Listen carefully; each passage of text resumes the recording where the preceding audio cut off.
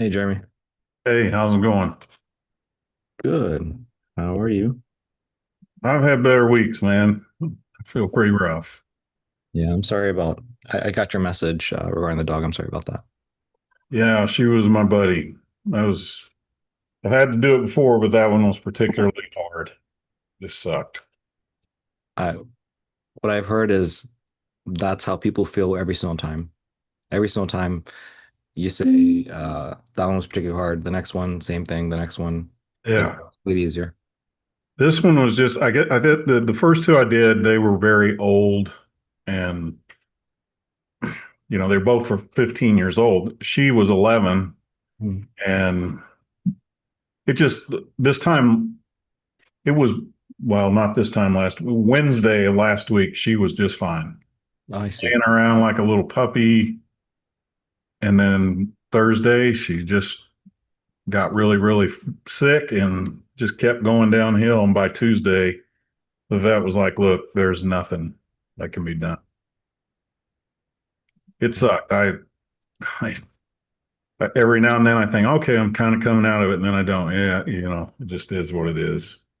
Yeah, I'm sorry. Yeah, so, Yep. but Well, let's talk about these terrible ads. that'll yeah, that'll cheer me up. let's try and distract you a little bit then. Yeah. Yeah. Okay, so let's do this. I already had a bit of a conversation. Righteous, Daniel, Tenny, hope you guys are all doing well. Mason, hope you guys are doing well. But what we can do is we can have a look at your, actually, what am I doing here? If you want to pull up your screen, Yeah, and then I'll give you control of my mouse if you want to request it. how the heck do you do that? We tried to figure this out last week, I think. I don't know. Um, well, for me, it's usually at the top, across the top of the Zoom. Uh-huh. There's something there that I can't remember now what it looks like. It's just always there, and you can click on little three dots, and it says request control of remote control, or I see. Request remote control. Hey, we got it. Cool. yeah, there you go. And then you can take over. All right. So, all right. So, um, For the life of me, you'll look there. The first thing I just want to show you mhm, says results, and then on the bottom it says 149 leads. mhm. That's 66. And then when I go in lead center, it says 68 or 69. So I don't know why it says 149 leads there. I Hmm. can't figure it out. So Yeah. it's I just drunk, I guess. It's either drunk or it's taking into account other campaigns. I mean, sometimes my stuff acts a little bit funky, but I won't worry about it too much. So this is the one I'm looking at, is that right? Yeah, that's what's active.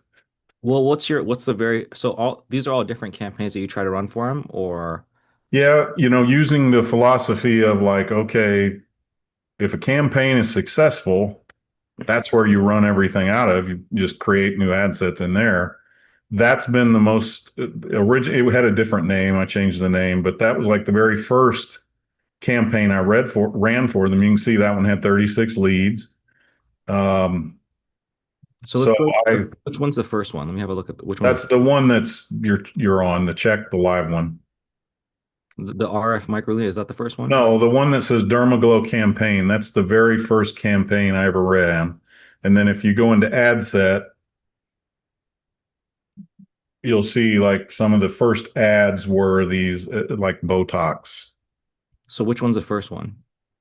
Well, I ran them as different ads. So that I don't know if you've seen this kind of new theory where you set up multiple ad sets and attach one ad to each ad set because Facebook kind of lies about which one's really doing well. When Okay. you put a bunch of ads in one ad set, it'll kind of send the money to the one that sometimes is the most expensive.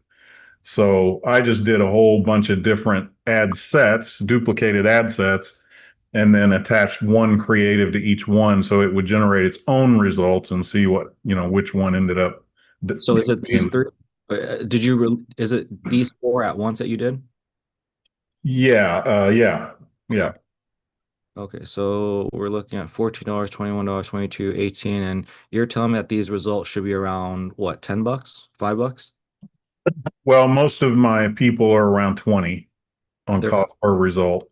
cost per lead around 20. So these are within range, right? Yeah, they were doing good. We just weren't, it wasn't get, a lot of the leads were junk. I mean, pure junk. So I did some studying and found out that if you leave it on the AI ads placement, it'll put it in that audience network. And So that goes, go so ahead. so if $20 per lead is average, then and you're saying, hey, we're within KPI then, and it sounds like you're saying they're junk though. What is the cost per lead on average of a qualified good lead for your other clients? Is that like 30 bucks? Um, I don't know, Koshik. I haven't done the math. I just know those clients are all happy. And their cost per result, when you look at it like this, is usually around 20 to $25. So the reason I'm asking this question is I'm trying to figure out where the bottleneck is. If you're telling me the cost per lead is 20 bucks there and the 20 bucks here, then that cannot be the bottleneck. If, however, you're telling me the cost per qualified leader there's 30 bucks and the cost per qualified lead here is 60 bucks, then I would say, okay, yeah, something is wrong here. We're getting leads, but we're not getting quality leads here. And that's why I'm asking that specific question. Yeah. Because that's, again, when I'm earlier, I thought maybe, okay, it's a high CPM, it's a low unique link click-through rate, it's a high cost per lead, but none of those are actually issues based off what I'm seeing Not here. on this Botox ad. If you look at the other ads, it wasn't very good. But these leads Did were did any sales come from these ones? I know you said you had the no, sales, so no, nothing came from no, all this stuff. no. And these ran, I don't know how long they ran, but they ran quite a while. And you can see they only generated, in actuality, 35 leads. So So it's just so slow compared to everybody else where I'm getting 80, 90, 100 leads a month. This probably ran for around a month and 36 leads. It's just so when you say the leads are crap, is it what you're seeing or is it what the business owner's telling you? How do we know that's the true? business owner herself called them. She said one day we had 4 leads, so she called them all that day. We got real excited, thought maybe we'd crack something, and you know the people she spoke to said they didn't put those in. They didn't know what they were talking about, and one was like 100 miles away, which made no sense. Um, so So what, they just weren't any good. so what do you think the issue is based off of what we're seeing here for this campaign? What do you think the issue is? I go back to them as the two things I keep that keeps it looks like to me is competition and the fact that they're brand new. I just got to find a way to crack them through. I mean, when you go into Facebook ads library and you type I, in, I would say that's true, but the numbers would tell me a different story here, though. And so the numbers you gave me within, our communication Slack, that tells me that story. Whatever you and I are talking about, competition, da da da. However, well, at this campaign, it tells me a different story. This tells me all the numbers are good. And to be honest, if what you're saying is true, because I don't know if what you're saying is true, and that's not a judgment on you, but rather maybe they're not seeing the good leads. But if that is true, what this is telling me is that Facebook is kind of drunk. Facebook is going out there, it's getting it's getting leads at decent cost. However, the leads that they are getting is pretty crap quality. And so it's like they're not feeding you, it's kind of like, you go to the grocery store and you get the bad apples and you get the bad oranges. You get the oranges, but they're not necessarily the best ones. That's yeah, what this is telling me. this, if you go back to the campaigns and just look at overall numbers, it tells a bigger story. Um, What should I look at next? I mean, this just looking at all of these total, because if you look across these, this tells you the numbers I was giving you. So we were talking about leads. I'm sorry. So you said 20. The cost per lead with my other people run around $6. Okay, there we go. So Yeah, I'm sorry. I was thinking uh okay. So CPM. Sorry. The okay. CPM for everybody runs around 20 to 25. It's been running around 40 to 50 with these guys. My cost per result with these guys is 12.53, as you see there total. But with everybody else, it's about 6 or 6.50. Okay. So then Sorry. you're it's okay. I understand. Uh So yeah, even that original campaign, it's just too high. I don't, it is. Yeah. Yeah. Okay. yeah, that's my bad. Sorry. No, it's okay. Sorry, let me go.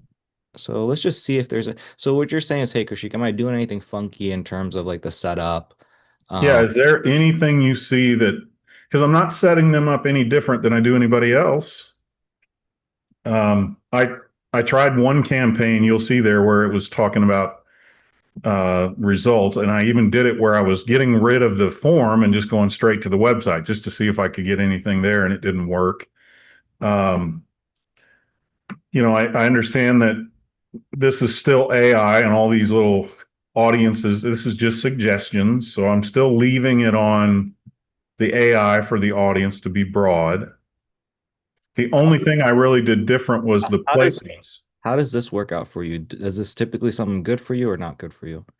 Well, with them, I've tried both. It's just not working. With the way this is set up, this is usually works pretty good for me, Okay. where I just kind of narrow it down to a few people. And the manual placements, I remember when I first started, that was kind of what you guys coached us on, was doing the manual placements. But I had moved over to the advantage placements. Well, I don't think you necessarily need to do engaged shoppers, by the way. That was like something that specifically worked for me a specific time. Uh, yeah, I'm not saying that this is the reason why this is broken, but I don't think that's necessarily something you need to click on. You need to select. okay. You can leave that off. I Uh, took it off manual because I had got pretty deep into a Reddit forum reading about the advantage placements. And people were saying, if they throw that into that audience network, it goes into places that are not the Meta platforms. right, right, It just turns into trash. right. That's yeah. I don't recommend selecting that. Um, multi-adverts, I don't recommend selecting that I either. think I just did it to try. I Okay. was, yeah, because I usually don't turn that on. And this one, I put the require SMS verification because, again, the leads they were getting was just trash. So I thought, okay, well, let's put an extra step in there and let's see what happens. Didn't work.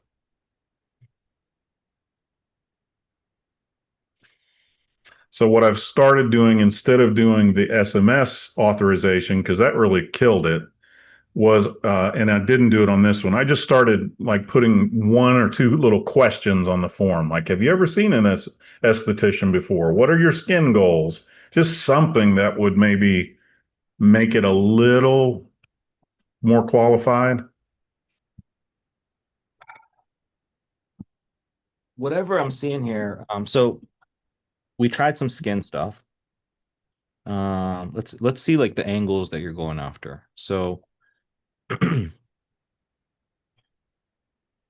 so this is all like That one was Botox. this is Botox. Okay, all All this is those were wrinkle release. I labeled them wrinkle release because I was nervous about whether or not I could say Botox.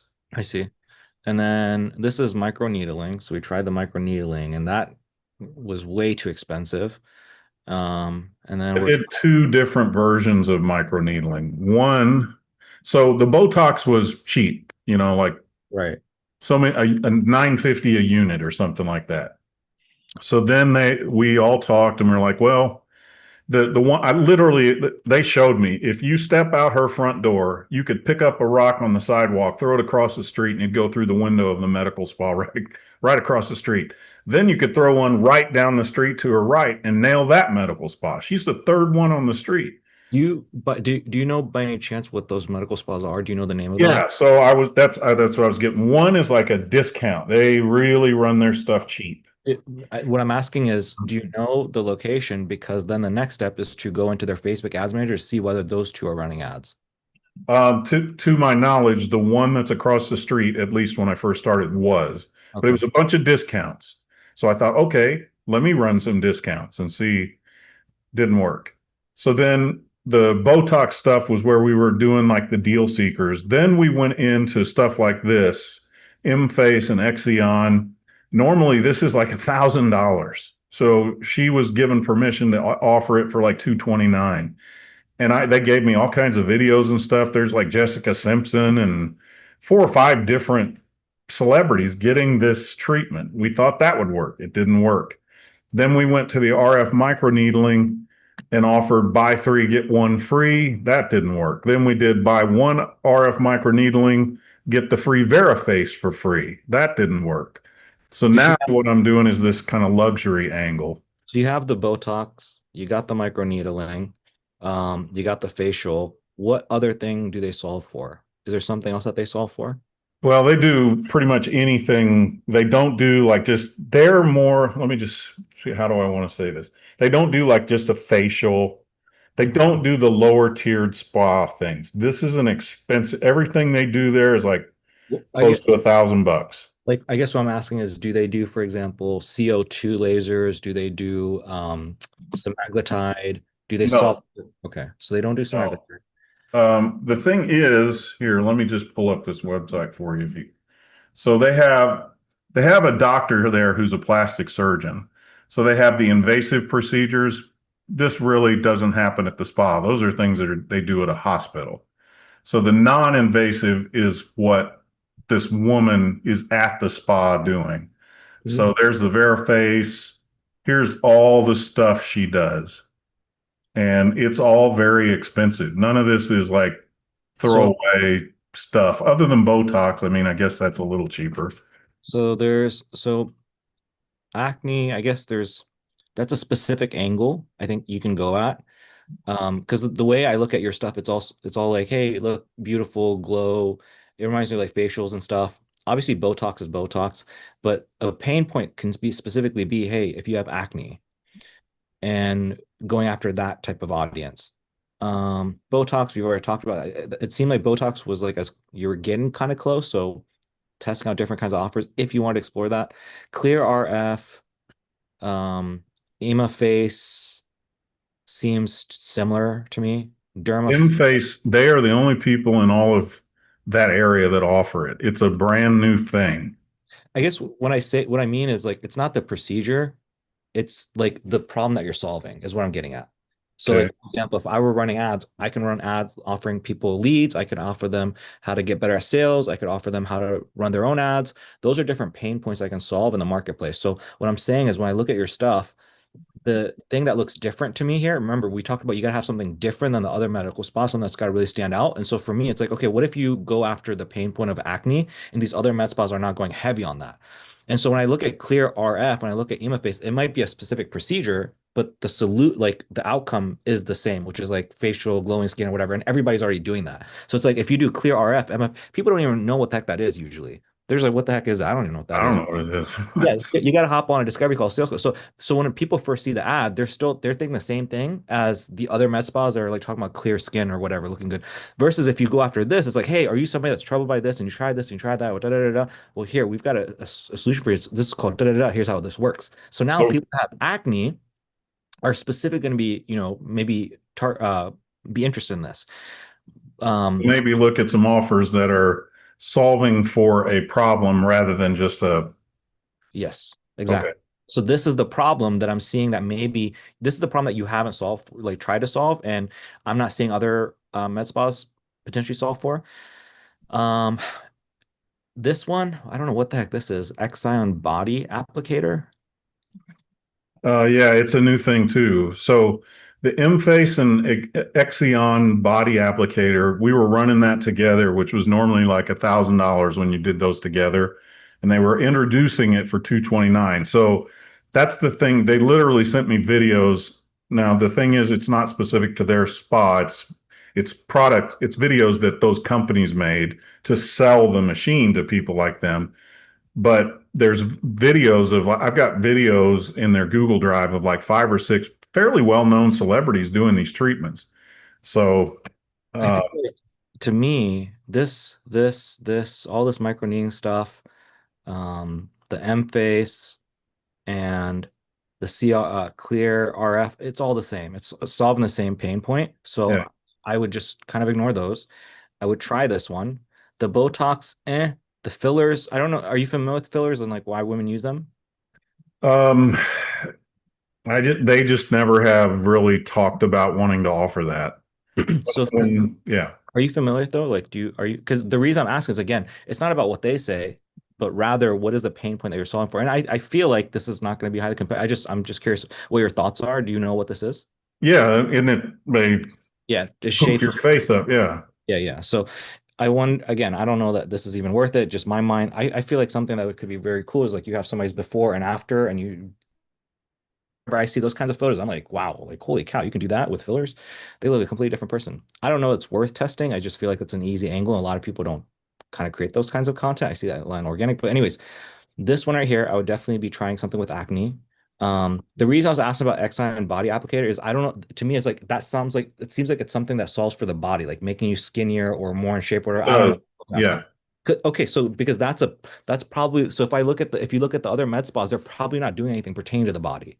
Does that make sense? That's why I'm asking if you're yeah, Ozempic, semaglutide is like, okay, now you have something that solves the body issue. Like, hey, so now maybe you can do something like for example, I definitely know the 6 weeks and 6 weeks challenge works for Righteous, it works for the gyms. So maybe you say something like 3 week challenge, and then now they're like, okay, well, what the heck is that? How do I like how does that even work? And then they hop on the call and they're like, hey, it's a 6 week challenge. We use body applicator thing within 3 weeks. I don't know.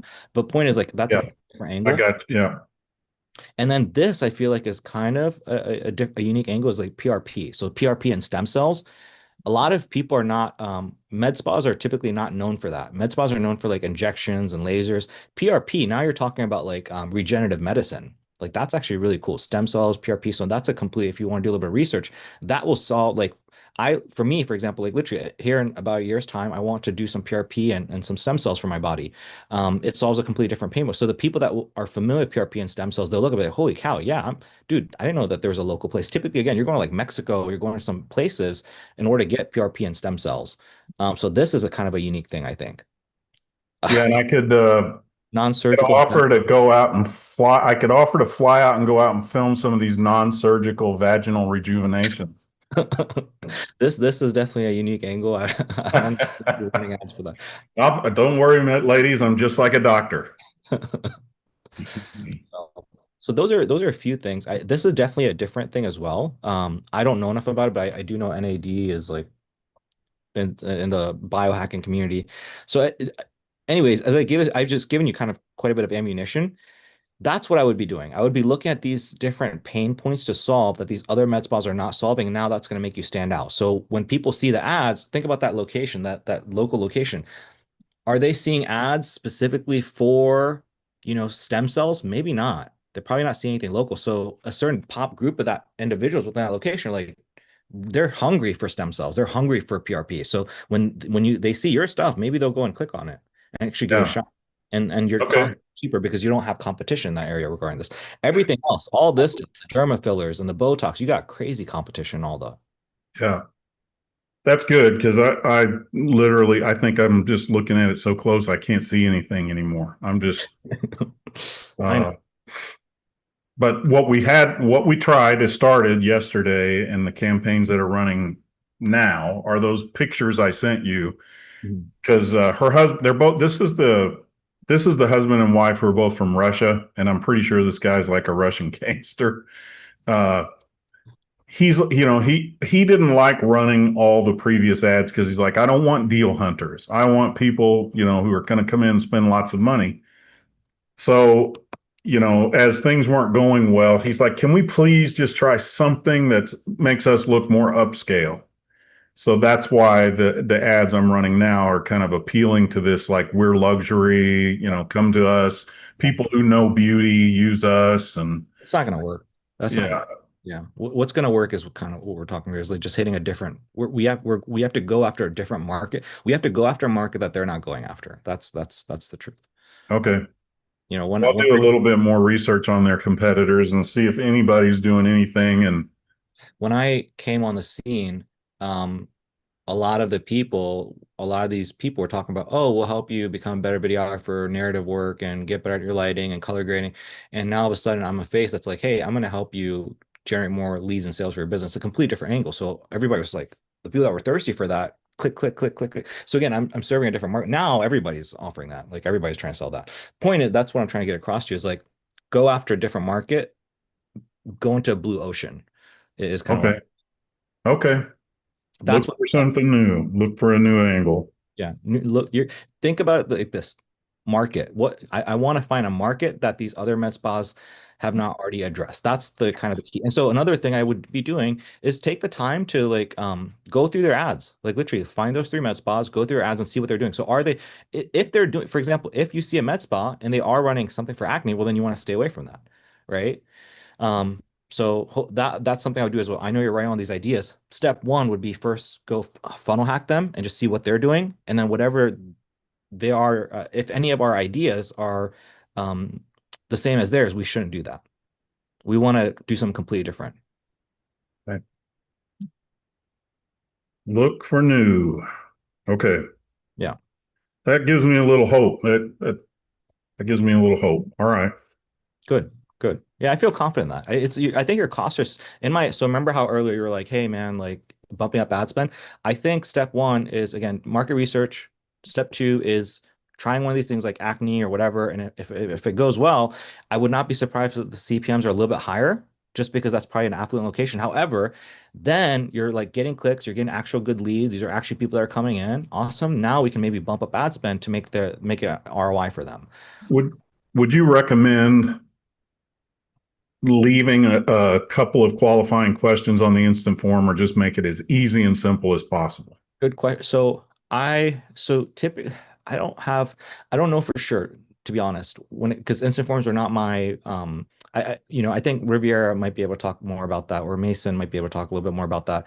So I'll hand it over to them. But for me, what I think is if I'm coming into acne scars or I'm coming into something, for me, I'm going to lead with the least amount of resistance because I just want to get clicks. I just want to get book stuff. And then if the quality is not the best, well, then yeah, I can add a question. For example, again, your book call, your sales funnel, right? To book calls. Yeah. You know, if your costs were so cheap that you're like, Kushik, dude, I'm just getting way too many calls, man. I want to increase the quality. Well, then yeah, we'd add some questions to your calendar page. So I think that's the same logic here. So start with none, and then if it ends up being junk, then maybe add one or two. I think you can do something like high intent or something like that. That's probably as Yeah. I would go. Riviera, has that been your experience with instant forms, man? Is like what we're talking about here, like adding questions to get better quality leads, or kind of what's been your experience with like whether you leave it empty or add some questions to it? Kind of like what you said, I'll usually start without the questions just to see kind of overall, try to go for volume. And then if at that point I feel like the quality is not there, obviously if the quality is there, then I'm just going to keep rocking with that. If the quality's not there, they're not answering, going straight to voicemail, they're fake, or it's just those type of things from the client, they're kind of telling me the feedback, then I'll go ahead and ask or pretty much put in a couple questions. Um, yeah, Yeah, like two or three questions and things that like makes that. sense. Yep. So there you go. Thank you, Riviera, for that. But there you go, Jeremy. So Okay. that's pretty much it, man. I think that's what I would do if I were you. I'd be a That's starting. good stuff, man. I appreciate it because I was starting to lose hope, and I really like these guys. I really do, and I think they really like me. I just struggled, but like I said in my message, it's not like all doom and gloom. I'm still getting clients. I'm still doing okay, and just I really want to succeed for these guys. I know. I I know. think that they would end up being somebody who will stay with me forever if I can just get them a little taste. Yeah. So, Yeah. Cool. Well, yeah. I mean, I don't know what your relationship with is. It sounds like it's a good one. So maybe you can just be like, hey, man, I've regrouped and here's what I think is going on. And here's what I like to try with you guys based off one. I told him I said, he and I were talking on Slack today, and I just said, Dimitri, I'm talking to my mentor and five or six guys tonight who know what they're doing. And if we can, and he said, if your mentor is like you and any of those guys are like you, if you guys can't crack it, then meta ads don't work. And I was like, well, they work. It just might be me. Yeah. So Yeah. yeah, Yeah. Well, my fingers are crossed for you. We'll keep me posted. Let me know. I'm guessing you're gonna probably launch tomorrow or Saturday, so just keep me posted. Let me know. yeah, I'm going to try to schedule a call with him tomorrow and talk to him and his wife. Um, I mean, I think they're doing everything right. Yeah. It's just when you go to their Instagram page and Facebook page, she's a beautiful woman and she's doing all these funny reels and videos. And so there was a time where with all the RF microneedling, the ads, I was putting her picture on all the ads, trying to like, okay, everybody has RF microneedling, but they don't have her. Let's try to use her as and that didn't work. And so Yeah. I just think we're I did a whole thing with Chat GPT last week or earlier this week, and everything, it didn't say what you were saying, which proves you're smarter than AI for now. But that's when I was saying, I was putting in numbers of, other clients along with this one. And here's the locations of all these various clients. Here are the ages of these businesses. What can you tell me? And it just came out with, these people are brand new and their competition is through the roof. Yeah. It's basically what ChatGPT said. Now, it didn't give me the angle of, hey, go look at all their services and see if you can find something that they're doing that nobody else does. So that's good. That'll give me that'll put a charge in things for me for a little while, because I was starting to lose a little hope. So I'm hoping I can get it going. Yeah. How much revenue are they currently doing? I don't think they're doing much of anything. So how are they affording to stay in business? I've told you that when I've accused him of being in the Russian mafia a couple of times, he just laughs. He doesn't answer. So I see. He now I at first I thought that was a joke, but the longer we go on, I'm starting to wonder, because he'll be like, this Zimit's Veriface skin analyzer, that machine's like $8,000. Hmm. Every one of these machines they have, that's the cheapest one. Some of these machines, he told me, cost $140,000. Hmm. And he's just like, we need Veriface skin. I buy one. I get it this weekend. And he did. I mean, it came in on Monday and he's like, hey, I got Veriface. Let's do something.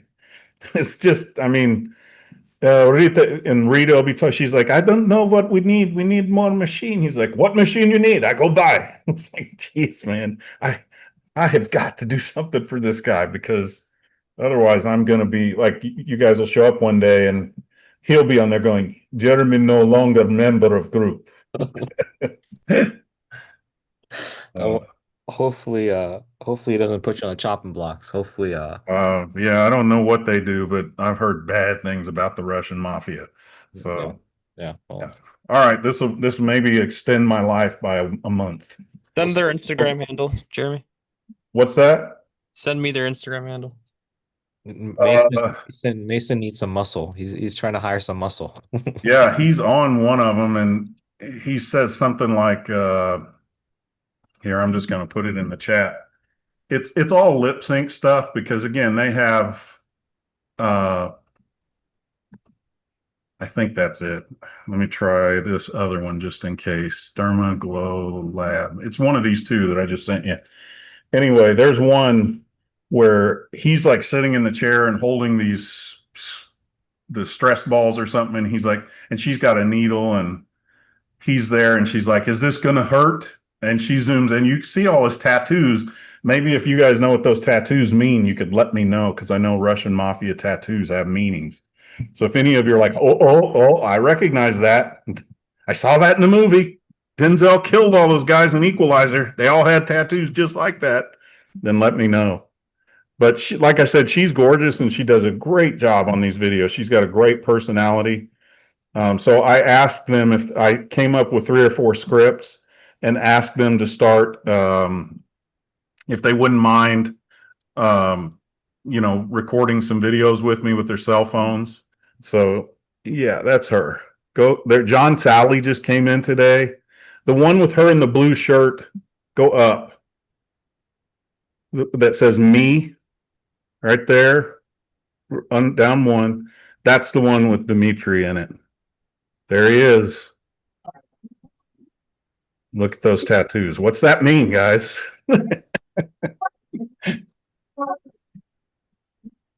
I mean, you got an older tattooed up dude with a gorgeous young woman. Um, Something's going on here.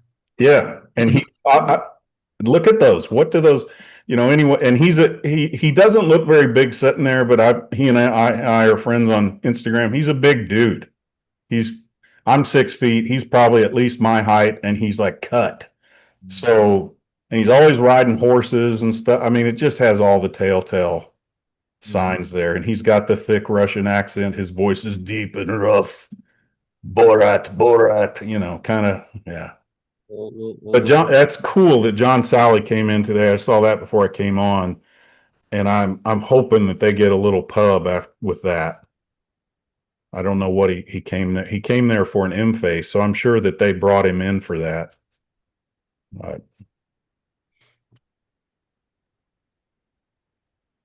That's funny. I had that's a client that's in the plastic surgeon. Go ahead. Sorry, I'm interrupting I'm somebody. sorry about that.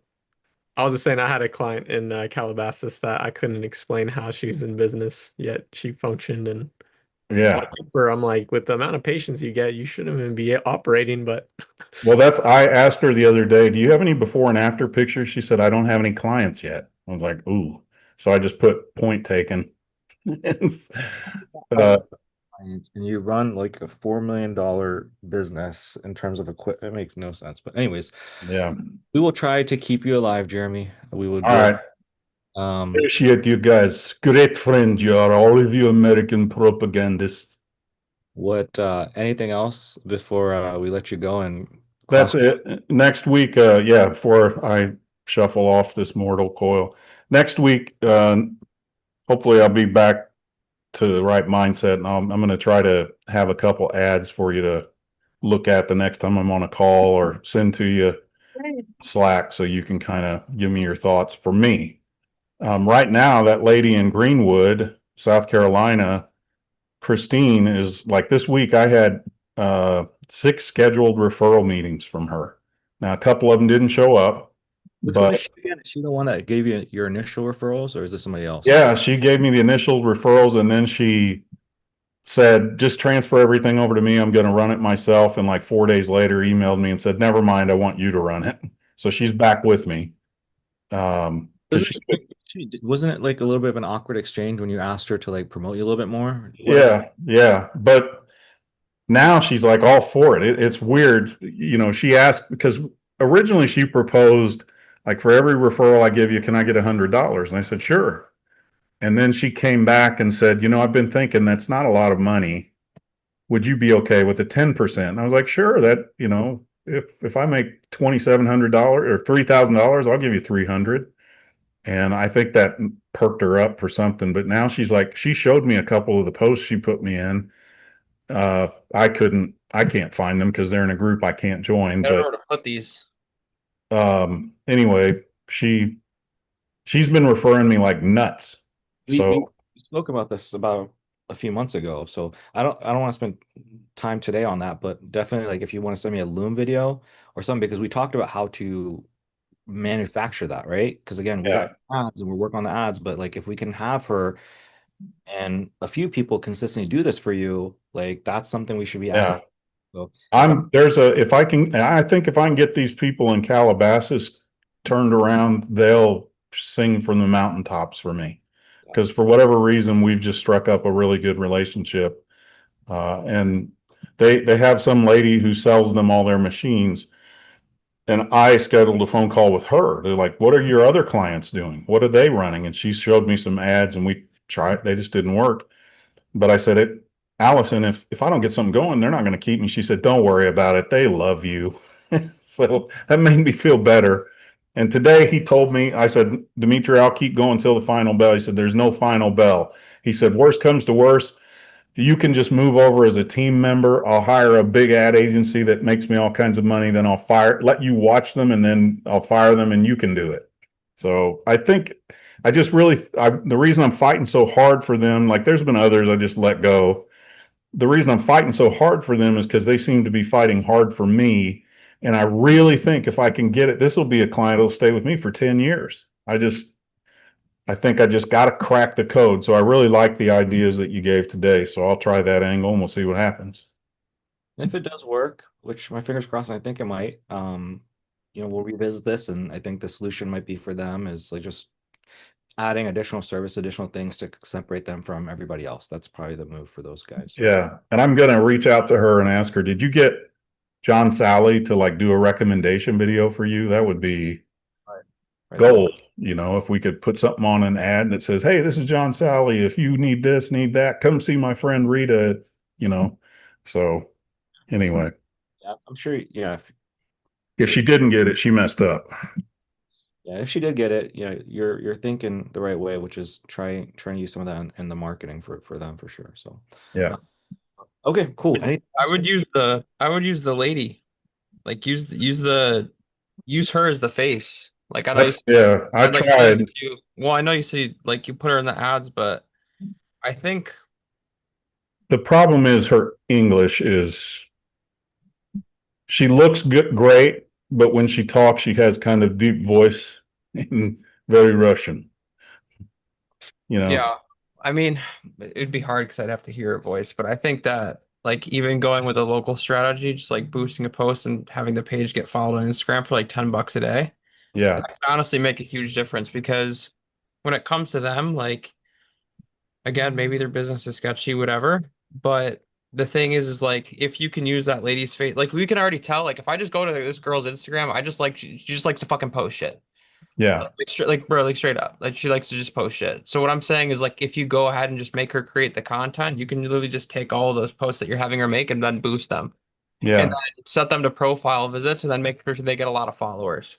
And Okay. then if I were you, what I would do is I would take the ads that you're currently running or the ones that you have ran, then use those as retargeting ads. Okay. Post Rita, get followers, ads for retargets. That's a Yep. good that's a good idea Are you too. a woman? Are you a woman based in X area that's looking to elevate your look? And then boom, three testimonials or before and after pictures that you can use. Then follow my page where I help So women in this area. can you guide me? Sorry, I said I wasn't going to do take up too much time, and I am. So this will be my last thing, and I'll go. What is the guidance? What are you allowed to do on before and afters on Facebook? Because I Um, tried it before and got the ad rejected. so what I would do is flash pictures on the screen for only a couple seconds. Okay, so in a video format, don't do them in a Yeah. static ad or Do a video format, or what you can do is instead of putting them side by side, flash the before picture, then flash the after picture, then flash the before, and then flash the after. Does that make sense? yeah, So instead of like left to right, like there's odds right now that I'm running right now that are like it's pretty, I mean, it's a before and after. You know what I mean? But there's yeah. different ways to kind of trick the algorithm to like let you do it. That's one of Okay, them. So just show like the before and then show the after in like one clear picture. okay. All right, guys, that's it. I'll get off of here and let you guys have at it. It's good to see everybody, and I hope you all make a lot of money this week. Same to you. We hope to just actually we just want to see you alive next time. I do my best. I try not to swim with fishes this week, okay? Be, No promise. No promise. be safe. Be You safe. guys have a good one. See ya. Um, okay. Next we got Riviera. So, drop date. I know sending this message late. Make sure reply just laying out there, sir. So Jose got Jose to pay second week. Yes. So want to start with that good news there. Where the challenge is, I think I'm not getting results for a while. For a while, his him antsy, as I know, not texting me, suggesting me call website. He's paying to do a website that he can run our ad traffic to. Going to tell him that is a break in case of emergency change and is not something to do right now as we are a weekend. I did get him a lot of leads for the first time yesterday. So okay. Okay. Gave him a rundown to double dial, send certain texts if they don't answer, and I can see based off of call log that he doesn't really double dial or even call the leads, and he goes off script when they don't text back, and he'll be sending them a long text instead. He seems to only call leads once, and that's it. I did tell him each lead is like a lemon, you maximize, but he seems to be lacking. Okay. So what I'm hearing so far is he's kind of so it's coming it's he's basically like almost trying to do certain things himself. Like, oh, let me go and try to create a website. Maybe you can try running the Astro website. So he's like deviating away from like the system and he's not fully utilizing the system the way it's intended. From my macro perspective, he was my first close, but I made the onboarding more concrete. So I know that these are issues for not exactly 100. This is it. This is the core. As I'm reading all this stuff, this is the number one thing that's in my mind. It's Things literally, yeah, it's literally what I've adjusted in my onboarding since seeing that it can go off route like this, you know. Same time improving on onboarding and set expectation exactly what to get. Why they going over the leads 3 times a day for a whole week, staying overall. I'll go with this guy. Overall, with a guy like him with off and on results, how can I get him to go right chasing every idea? Seems like he is trying to Frankenstein the system with a website. I want him. So he's now current pipeline that the landing page. So client Sasha asks us so for the week she has consistent leads and is happy with everything. Has 3 potential close. Okay, so in terms of so first of all, it's just like it's you doing as you already know, it's you doing a better job in terms of the onboarding and the sales and using better words to just tell them, hey, this is it. This is how it works. Don't here and you can maybe even write this down like shit on websites, like write something like that down so Oh, that they don't even consider going to a website. Be like, hey, look, I know typically people are running after a website. You don't want to do that. What you want to do is you want to do this. You want to get them, and then you're going to be able to reach out, name, email, phone. Most people that go through your website, blah blah blah, doesn't work. So you want to maybe do that on your sales call, so that you kind of condition their mind to like not even think about it. Subconscious, there when you say that in their mind, they're like, oh, I didn't think about that, and they won't even bring it up. In terms of like Frankensteining, like I've had this issue with certain people. Recently, even with Aiden and Tenny. Aiden's not here right now, but the other day I think Aiden was like he wanted to try something. He was like, "Oh, let me try like a lead magnet or this or that." And I mean, the way I was able to explain it to him is I was just able to logically explain it. And so part of it is just like having logic, right? So I told Tenny and Aiden, like first you do a call funnel, and then from there you can do a lead magnet, which is what Alex Ramones and them do, but it's still a call funnel. And then from there, if that stops working, then we can do a low ticket. And so and then I explained to them furthermore, and I think this is kind of the key part, is like, hey, look, everybody else is doing it this way and it's working for them. So it'll probably work for you. And indeed it did. So now their numbers are good. I don't know still this week, but last week they were pretty good. And so I got them to stick to the path, stick to the course, and things worked out. So I hope that makes sense. It's like you have to be firm and you have to be firm. First of all, you have to believe in yourself. You have to be firm in your conviction of like your shit works. Whether and I believe your shit works. And so if it works, then you just have to have conviction and use logic to explain things to them. And then again, just on your sales call, I mean on your onboarding, it's just going harder. So this is why, and as you know, Daniel, like this past weekend, this is why I was like push. I was like, dude, just push them, get the second payment, and just keep because you're gonna learn. Like this is gonna teach you. yeah. So now you're gonna see, okay, I collected the second week payment. What's this behavior like? What's happening after the second week? Am I getting the third, or are they falling off? And what do I need to do to keep the third? And so we're just learning. Um, and so that's it. And so another thing is just like creating course material or something like that once they start. So it's like, maybe you do your onboarding, and then one thing that you have to have them do is after the onboarding, they have to watch a video which explains to them the whole process, the whole system. Like, hey, Hmm. you have to double dial, you have to do this, you have to use the CRM this way. So maybe it's a series of like, maybe it's one video or a series of 3 videos, and then they, maybe answer a quiz. And, you know, again, I'm just giving you an idea. The truth is you just do a damn good job on your onboarding. But those Hmm. are things you can do. You can get people to watch a video to fully understand how your system works. Yeah, it could be like more supplementary, but still like be hard on the onboarding, drill it as if you don't need those videos. But maybe that's something like after drilling hard, after doing the onboarding correctly, like something I supplement to kind of hit those points and Yeah. be congruent. And okay, I'll make a note on that. That's actually For me, for example, I drill people on the onboarding on, hey, you got to double down, you got to do this, all this stuff. And then I still have a video here, within the course, which is like, hey, the moment somebody becomes a lead, you got to really call them. And it's an hour-long video where I'm going super hard on what I need them to do for the 6 figures and 6 week sales funnel to make it work. So that's where that piece of advice is coming from. Um, mm-hmm. so that's that, man. The other thing is like, again, I don't think we're ready for this right now. I'd like to see you get some more clients, but you can also like just get people because I know part of you is just like, and this is the kind of issue with being an agency as opposed to like running a coaching business is like you're always sitting there wondering like, oh my God, their ads stopped working or da da da. Da.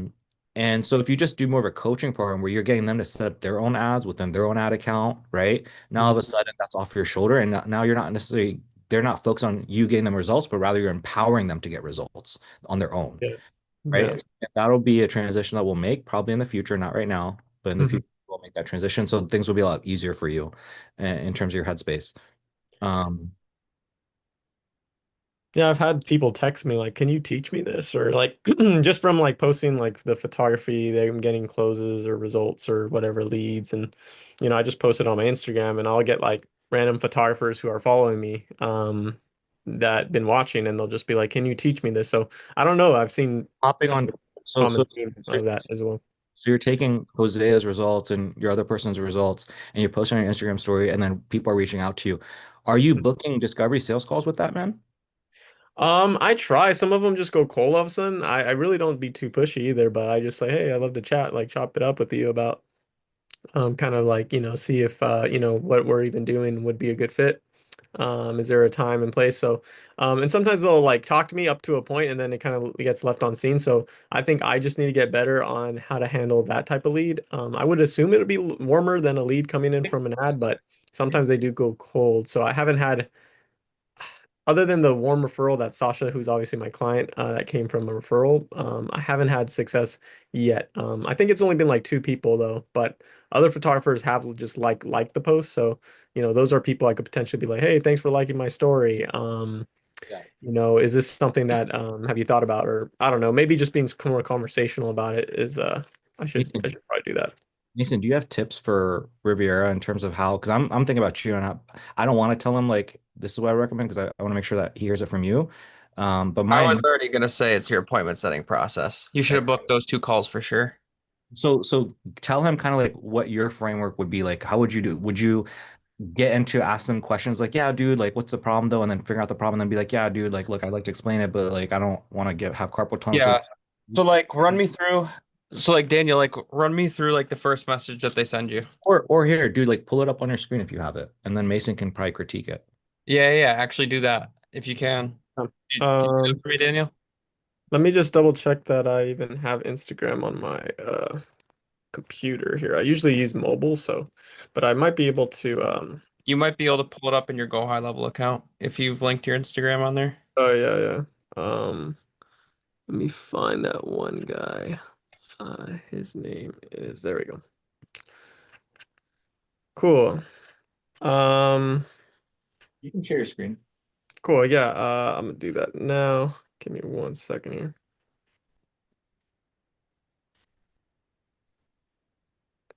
All right, let's see. Go ahead and scroll all the way up for me. I'm kind of like Okay, so like saying three that, results. yeah, he was just He like fired them. Okay, it's like, haha, have you ever thought about running extra photo sessions out of Dallas?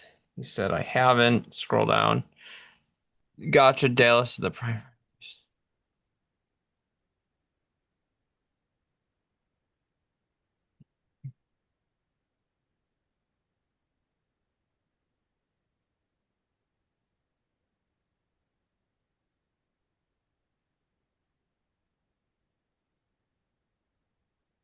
Okay, scroll back all the way to the top. Okay, so that first message, haha, have you ever thought about running ads for photo sessions out of Dallas? Um, I that probably wouldn't be my opener. The opener is Mhm. kind of like something that you want them to respond to, but like if you think about it, you're already pitching the service, right? So like for example, like I work in a fitness niche, Daniel. So if someone like if I'm posting my clients' results, right? This is like a different perspective I want to give you.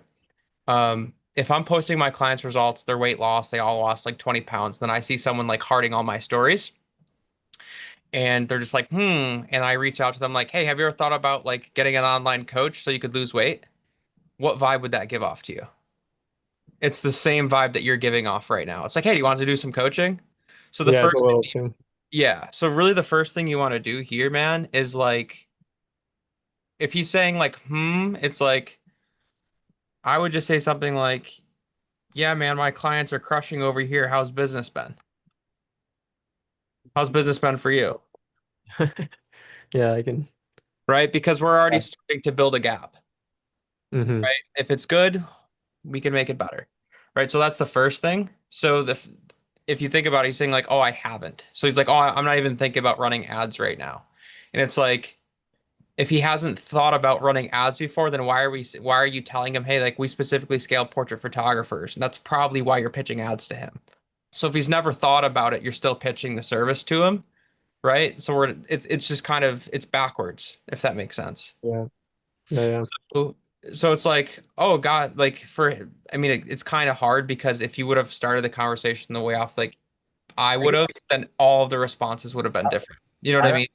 Mason, why don't you give him, because I like where you're going at in terms of like what you told him with the initial response. Can you maybe theoretically play out a conversation that would have been ideal? So he says, and then you'd be like, say whatever you said, which is like, yeah, dude, our clients are crushing it right now. How's I business would have going? been like, I would have been like, I would have been like, hell yeah, dude! All of our photographers are crushing it right now. Are you into photography? Question mark. I think I took a look at your account and saw some of your work.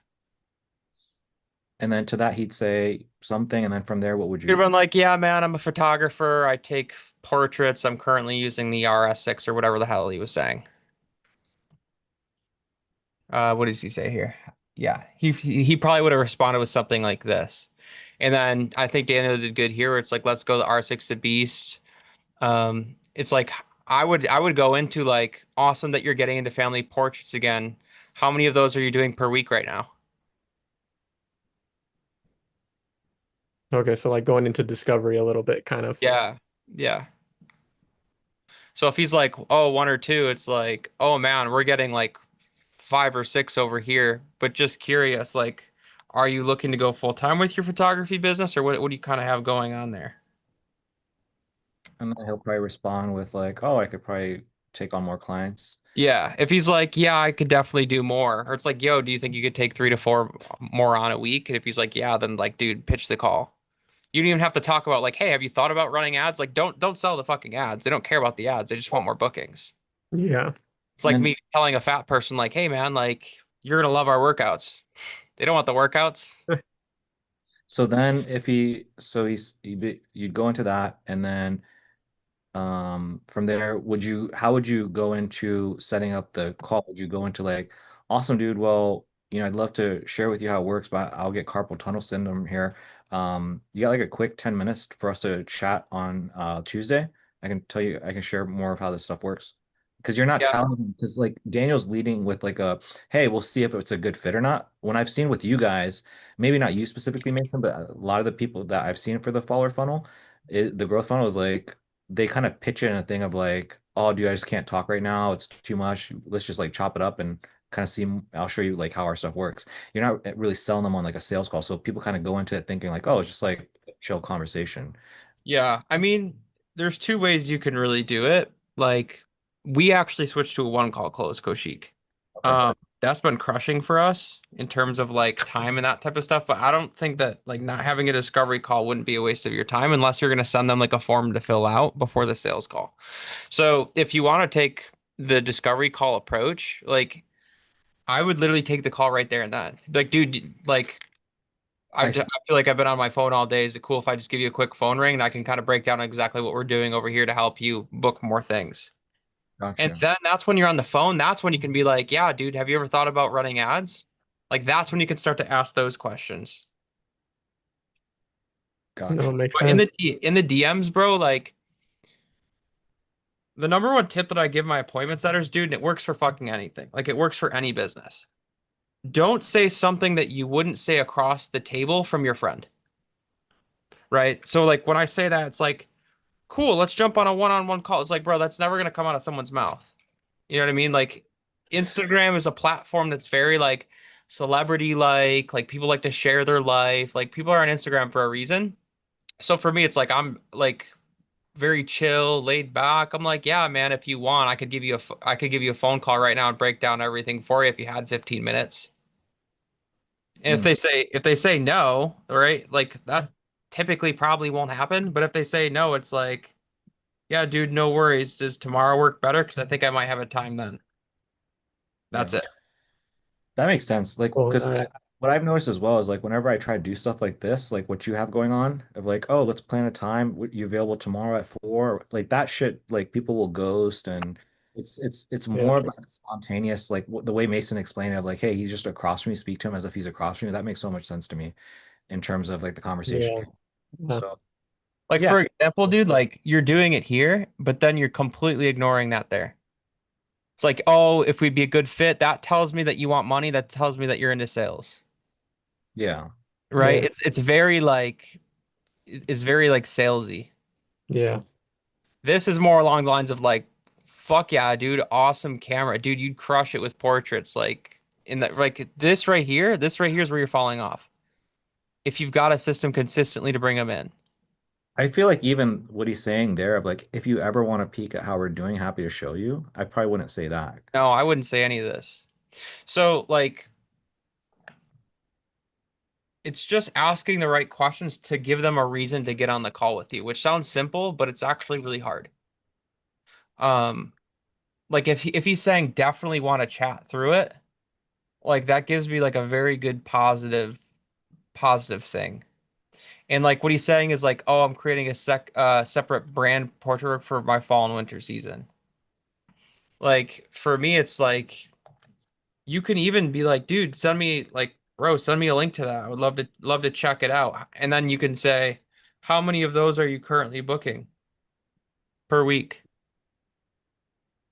Like get the response. Like get the Yeah. response because every single time that you're saying something like this, want to give you a peek, love to learn more about your business, what time works for you. It's just like demanding a sales call. It's very like sales Yeah, intensive. for sure. I feel like that I kind of see it. better for, the our call funnel, right? Our call funnel, those kinds of funnels, but not probably for like DMs, especially organic.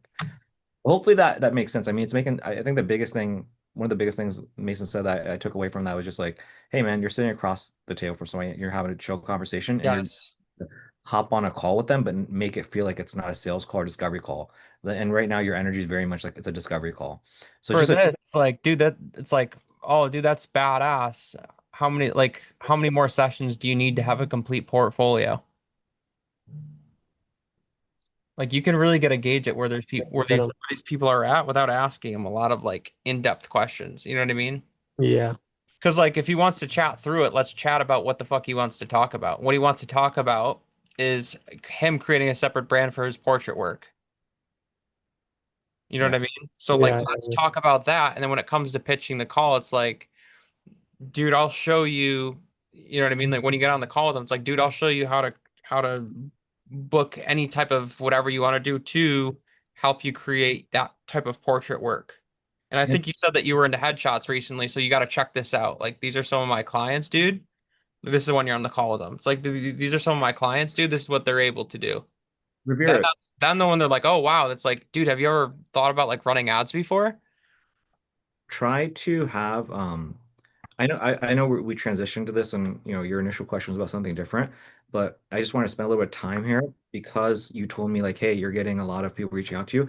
And the reason I said that is like I remember when I first started, my DMs were very similar. Like anytime I post anything, like just now it's like whoever follows me, they know what the fuck I'm up to. They've been seeing me for a while. But for somebody like you that's new up in the space, a lot of people don't know what you're up to. A lot of people don't know this new thing that you're doing. So if I were you, you know how they have like a Monday motivation, Tuesday, whatever, Wednesday, Mhm. like make some kind of a schedule for yourself where every single day you have a specific type of post on your story.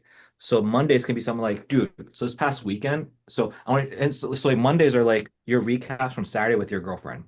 Mhm. It's like, Dude, if yo, you can I make a recommendation? Because I actually don't want to forget this, but it's super important.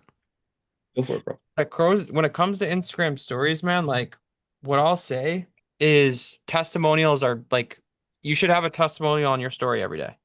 Yeah, for Like a sure. hundred, like every day, bro. And Mhm. that's actually what I was about to say is like Monday through Friday, every single piece of content, like I said, Monday motivation, whatever. So it's got a different kind of feeling to it. So Mondays is like, yo, dude, let me tell you about this past week, but it's still a testimonial. And then Tuesday, Yeah. for example, it's like, yo, Hosea, I just want to give you guys an update about Hosea. So, or Mhm. like again, Tuesdays are maybe like screenshots or something. And then Wednesdays are like messages that you get from a conversation you have with clients, for example. So it's like you have a cadence, so you're not sending because like for me, it can be a little bit tricky where you're like, how do you come up with something every fucking day? But if you have a specific format every Monday, every Tuesday, every Wednesday, Yeah. it'll make it a lot easier for you. But everything is disguised as a testimonial. Do you meet with your clients, Daniel? Yeah, I mean on like How yeah, on often? update calls and things like that, yeah. How often? Well, it's kind of like as needed. So I don't really have like a set cadence, but if there's anything big in the week that I'd like to chop it up with them about, sometimes mostly voice notes and stuff. Okay. Um, but yeah, I know I think maybe you're getting at like getting kind of sound bites from those calls and stuff like that. Not even sound bites, dude. Like even just taking a picture of like you on a Zoom call with someone, like that's a testimonial right there. Because all you have to do is take a picture of that, then post something on the screen. So like for example, what we do, like we have a couple different things. Like obviously we have our check-in forms that we use. That's one thing, right? So if you look at my story right now, you'll see that. Another thing that we do is like before and after pictures. That's a testimonial, right? Another thing that we do is we like take photos of the graphs.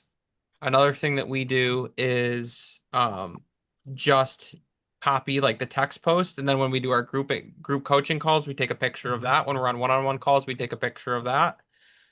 Um, our like we're always like there will not be one day on my story where you will not see a win. And the thing is as well is like it's super easy for you, Daniel, as well, because like if you don't have anything, like come up with something, right? Like you have your girlfriend, right? So all you have to do is go into her Stripe, screenshot, and be like, just took another deposit, just took another deposit, just took Yeah, another she's always deposit. collecting those, man. She's got like four Exactly. That's what I'm saying. sessions a week and shit. That's It's a like, lot of well, you content. Now, and now, then now literally that like, you, now, bro, now you said that, it's like that's a lot of freaking content. then after when you do this is what you do. Okay. You get all your deposits for the day. You take a screenshot of all of them one by one, and then you just put them on your story. And then the next story slide, what you're going to do is you have like a talking head video. And it's like, dude, if you're a photographer and instead of wasting your time doing one sessions, you should book multiple sessions in one spot. Therefore, you can make hundreds of dollars per hour. And this is exactly what we've been doing at Works over here. If that's something that you're interested in, you're trying to grow your photography portfolio, whether it be X, Y, or Z, vote on this poll and I'll break down exactly how it works. Dude, that's dope. We've booked so many calls doing exactly what I just told you to do. Like so many, dude. No, dude, that's really dope. I wasn't in, yeah, I mean, I was seeing some people, they'll either like my ad or, obviously on my stories, they'll whatever. But yeah, it's a whole, yeah, low-hanging fruit that I feel like I haven't been harvesting. So for sure, I think, yeah, I'm just gonna, yeah, I'll dice this up into like maybe a content plan on my story. I feel like stories are really, people put Stories are emojis on those. So stories are where it's at, bro. Stories are 100% where it's at. Yeah. Have your yeah, girlfriend, I mean, I'm sure your girlfriend has like BTS or like yeah, pictures of yeah. pictures of the families she's actually taken. Literally take the picture that you took, put it on your Instagram story, and then put the screenshot and be like, another family down, another family down. Hey, do you notice anything similar? We're all at the same location. All I'm doing is I'm sitting here and waiting for people to hand me money. You can there's so many ways you can chop it up, and you can take their photo and screenshot and like save it on your story and then have like an arrow. It's like, yo, this made me $450. Yo, this photo, yo, I got 250 for this video. LOL emoji. Shit like that. Everything's like a win. Everything's like testimonial. So Yeah, I've been doing this kind of stuff. This is what's been getting kind of some engagement. I'll just do like basically showing them like 6 days into the month and she's already at and it show like 24 leads with $4 per lead, with a method to get Google reviews from those services. Hell Uh, yeah, dude. when she's booked out over the weekend and invited me to capture BTS for our agency. 5 sessions, 5 clients back to back in one single day, no split shifts. This is all for others that have the capacity to scale and grow. This is the core of what drives me. And basically, I even use our Yeah, bro, exactly. I love it. and yeah, I just like showing this stuff. So I guess this is where that guy was like getting triggered. Like, he was putting like fire emojis and I just showing like yesterday's leads turned to closes. So I'm showing like her basically leads coming in and then like messages of people actually saying when's your next available shoot. And yeah, kind of like that Josiah stuff. And Testimonial, yo, you should testimonial bait your clients too. What I mean by that is like send them a message that you obviously know the answer to that they're going to respond to, and then screenshot their answers. Like, for example, if we have a woman, right, and she like generally like they're trying really hard on their first month, they're trying to lose weight. So at the end of the first month, what we do is we'll send them a message and we'll be like, hey, it's only been a month. How much weight did you lose already? And then usually they're like, yeah, instead of saying like, "Hey, looks like you got yourself your first lead," it looks like they're reaching out to you first. It's like, "Hey man, since we launched the ads, when did you get your first actual booking session? like not just a lead, but an actual session. And then when they say like, oh, 2 days, screenshot that shit. Yeah. No, it's super smart. Yeah, I So think there's just some. I think yeah, I wasn't really thinking of how expansive I could get with the content. main thing is just like take some time, based off our conversation and have a cadence, and that'll make it simpler for you. And stick to that. 100%. 100%. Or yeah, no, if I have a strategy and actual like, I was just throwing stuff at the wall. Like I was just like I really didn't know.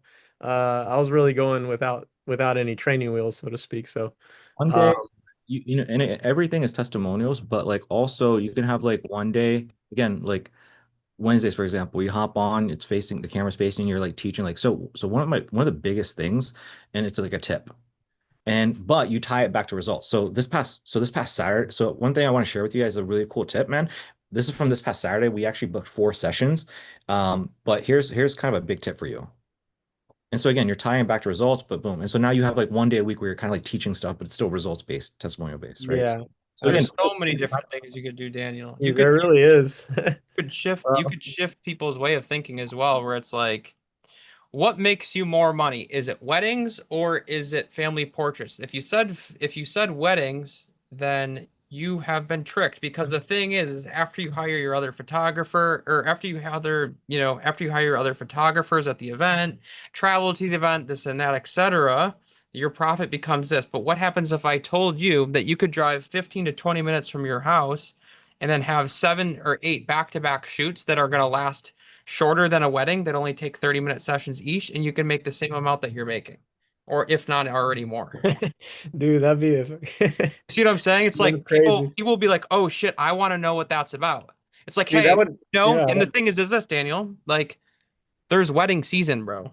There's wedding season. Family portraits are fucking all the time. yeah, they're 24 freaking 7. Hey, Yep. are you a wedding photographer that's just sitting here waiting for your next wedding even though June's not coming around? Yeah. Well, if so, I developed a new strategy that's allowing you to get bookings year round that doesn't make you have to wait for the season. Oh, blah, blah, blah. And that would kill a lot of the objections. Well, not objections, but I'll get a lot of people like even clients that I've closed where they'll just be like, "Yeah, and eventually, yeah, I'd love to get into making the system work for weddings." And it's just like I Yeah, think then you that could type take of that and be content like, can kill that shit off like before I even talk to them. So that could exactly. really nullify that. So Because the thing is, as well, is like I would imagine people come to you and they're like, "Oh, sorry, Daniel, I only do weddings." And then you're like, "Oh, okay." But if you create content like that, it's like that could shift their perspectives. And even if they still want to shoot weddings, it's like, dude, do you want extra income on the side? mhm. Yeah, exactly. So, no, dude, dope. Yeah, I think this is something that can like get those low-hanging fruit and all the people that are just followers. And then, I've been in the video space, so I've just a lot of photographers just follow me naturally. So I think they're just sitting there, like Yeah, dude. they could probably warm them up. So with all this, you're so truly in your best days. I remember those days for me where before you transition to like an agent, like a guru or mentor, that's where you have your highest number of conversions. Like right now, today, around this time, because there's so many people that have just been following you just to follow you and seeing your work. And now all of a sudden it's like, oh shit, he actually teaches this? Fuck, let me have a conversation. Like these are gonna be your easiest closes, bro. Easiest conversion. So definitely want to take advantage of it. So cool. what I would say is like, why don't you take some time and don't like create some strategy and then send that over to me and Mason, and I'll kind of give you some feedback on it. Okay, And cool. No, I'll note that. we'll take it When from it, there. when it comes to creating like organic content too, by the way, talk to me specifically, dude. Kushik, I don't know the last time you checked out Bro, our pages, but all of our shit's going viral, man. really? Bro, we're getting followers for 20 cents. Like viral as in like your organic is getting the followers or like your follower app? Yes, both. So basically what we've been using or what we've been doing is using the trial reels. Once we found out like the organic post that works, like with the right hook, Uh-huh. Hmm. all we do is we take that and we boost the post. And like, but our follower ads right now aren't even asking for followers. Like, there's no CTA to follow, and we're getting like 150 to 200 followers a day. What are you doing in terms of organic stuff when you say the trial stuff? Like what exactly are you guys doing to go quote unquote viral? So right now, like honestly, I think that organic is slept on. Um, I've been getting myself actually like way more and more into it, and it has been working out. Like it's actually fucking weird because I was always someone that was like, oh, don't do organic. But I think that like if you know what the trends are right now, like it makes it pretty fucking hard for you not to like have it work. So like right now what's working is these like can someone go to who's Daniel, you're up here, right? Yeah. Can you go to Instagram right here? Yeah. Go type in my uh go to the search bar here. Type in resurgence, RESURGENCE. Yeah. Click that one right there. Yeah. So scroll, go to Reels. I'll go to Reels. Yep. Okay. So these posts, these types of posts right now are crushing. So this like before and after like comparison, like this is all we've been posting. It's like this before this, yes. Right. Click on. So did you figure this out from like Impact Fitness, like the posts that they're making and sharing, like, oh guys, this is what's working for me, or like how did you figure this out? Or like you're studying other people's posts and seeing what's going on. How did you figure this out? I've been studying a lot of like fitness coaches, and it's not necessarily just fitness coaches, it's just like the trend. So like for right now, what used to be very popular, Koshik, was like the oh like the if you're in this area, here's the three struggles, here's the problem, follow me. That's fucking dead. It's gone. This is the ad right here that's like it's stupid. It's stupid how much engagement that we're getting from this. Like it's like all of that was like organic, and that's like daily. It's fucking dope, dude. It's only been 7 days. Hmm. Yeah, 1,300 likes. yeah, shit's crazy, bro. So what I would do, Daniel, is like there's a guy that I study specifically. And if I'm ever going to invest in a program again, it's definitely going to be Brian Marks. But check out Brian Marks' content. Like his shit is so fucking good. But he like literally if you just study that guy, I know that you're in the photography niche. Like Hmm. if you start to do posts like the way that he has them The way made, he that's has gonna them. work for you. What's his name? Brian. Brian Mark. Mason, if you need his program, we already have it. Who? Brian Mark. Which program do you have? One of our students has this program. One of our students was in this program. I can connect you if you're interested. If this Yeah. is the guy, I think he is. Is this it? Brian Mark. No, it's with a K. Brian Mark. Oh, the K. I think his Instagram handle is yes, that guy right there. Yep. So you'll see as of right now, like what he's doing is see that like the left side, right side comparison thing. Let's see. This one? Nope. So see where it says 6 sales objections in 60 seconds. That right Oh, there. yeah, yeah, Keep scrolling down. Like get off that for a second, and then just keep scrolling down. Keep going, keep going, keep going, keep going. Look at the left. See where it says trainer A, trainer B? yeah. Look underneath that. So click off that. Broke coach, 10K coach. Take that, make a photography one. Yeah. Okay, Okay. keep going down. You'll see hundreds of like that right there is in. Oh, this is good. This is a good framework. Yeah. Yeah, so like that right now and like those are just like super huge right now. Yeah. That like Okay, cool. before and after like that before and after thing. I'll follow him. Cool. Why Thank you. why do you like him so much, Mason?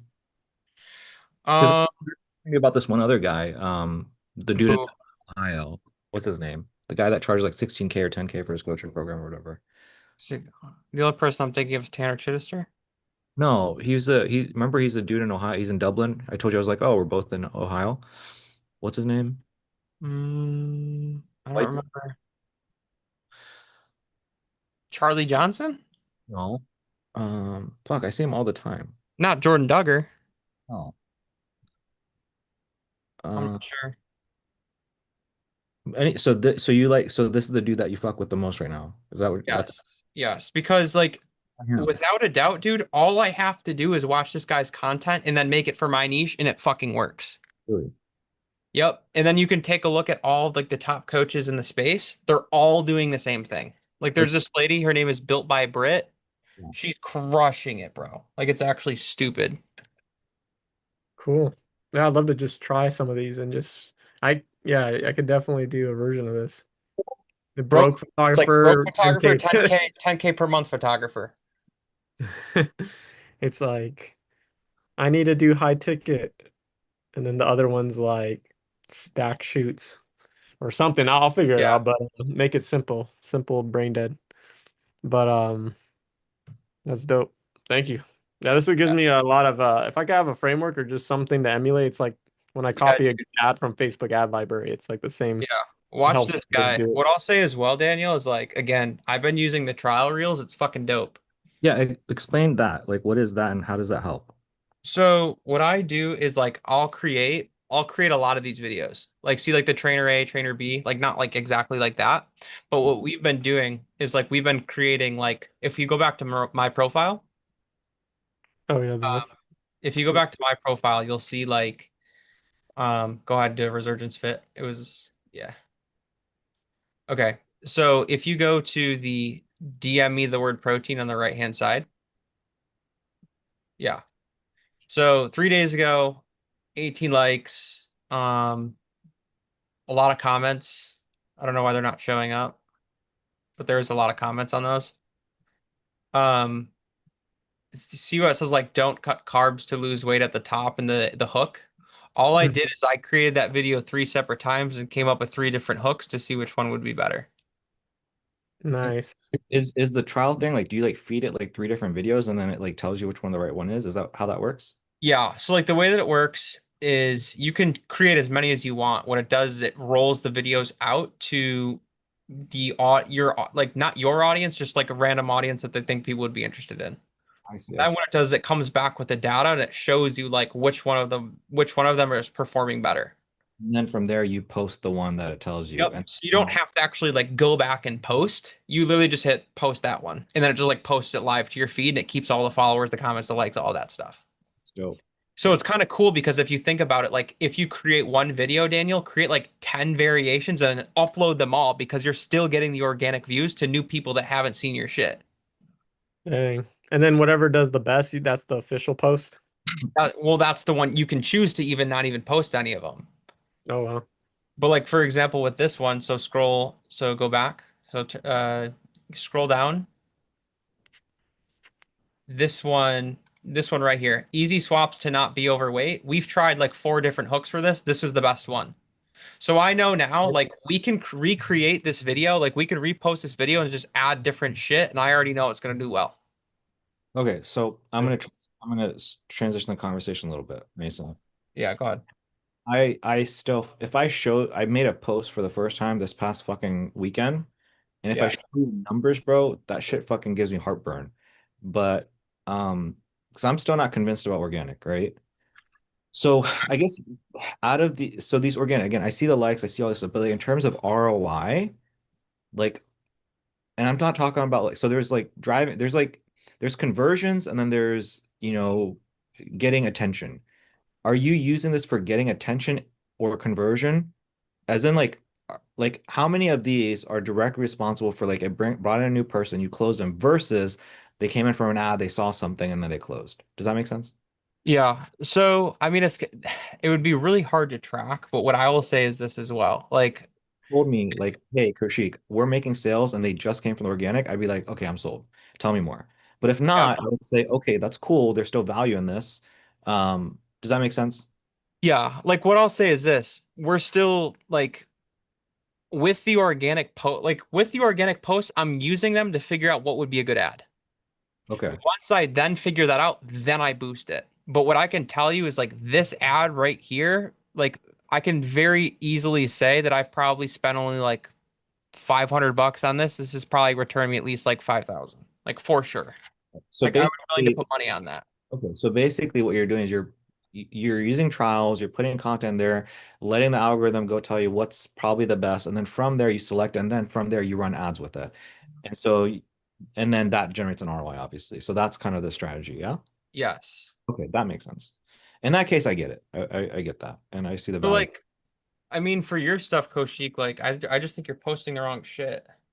Well, it's not that. Well, the thing is, like, I don't want to. I know what I need to be posting. I just don't want to fucking post it. Yeah, I mean that's one thing, bro. Yeah, yeah.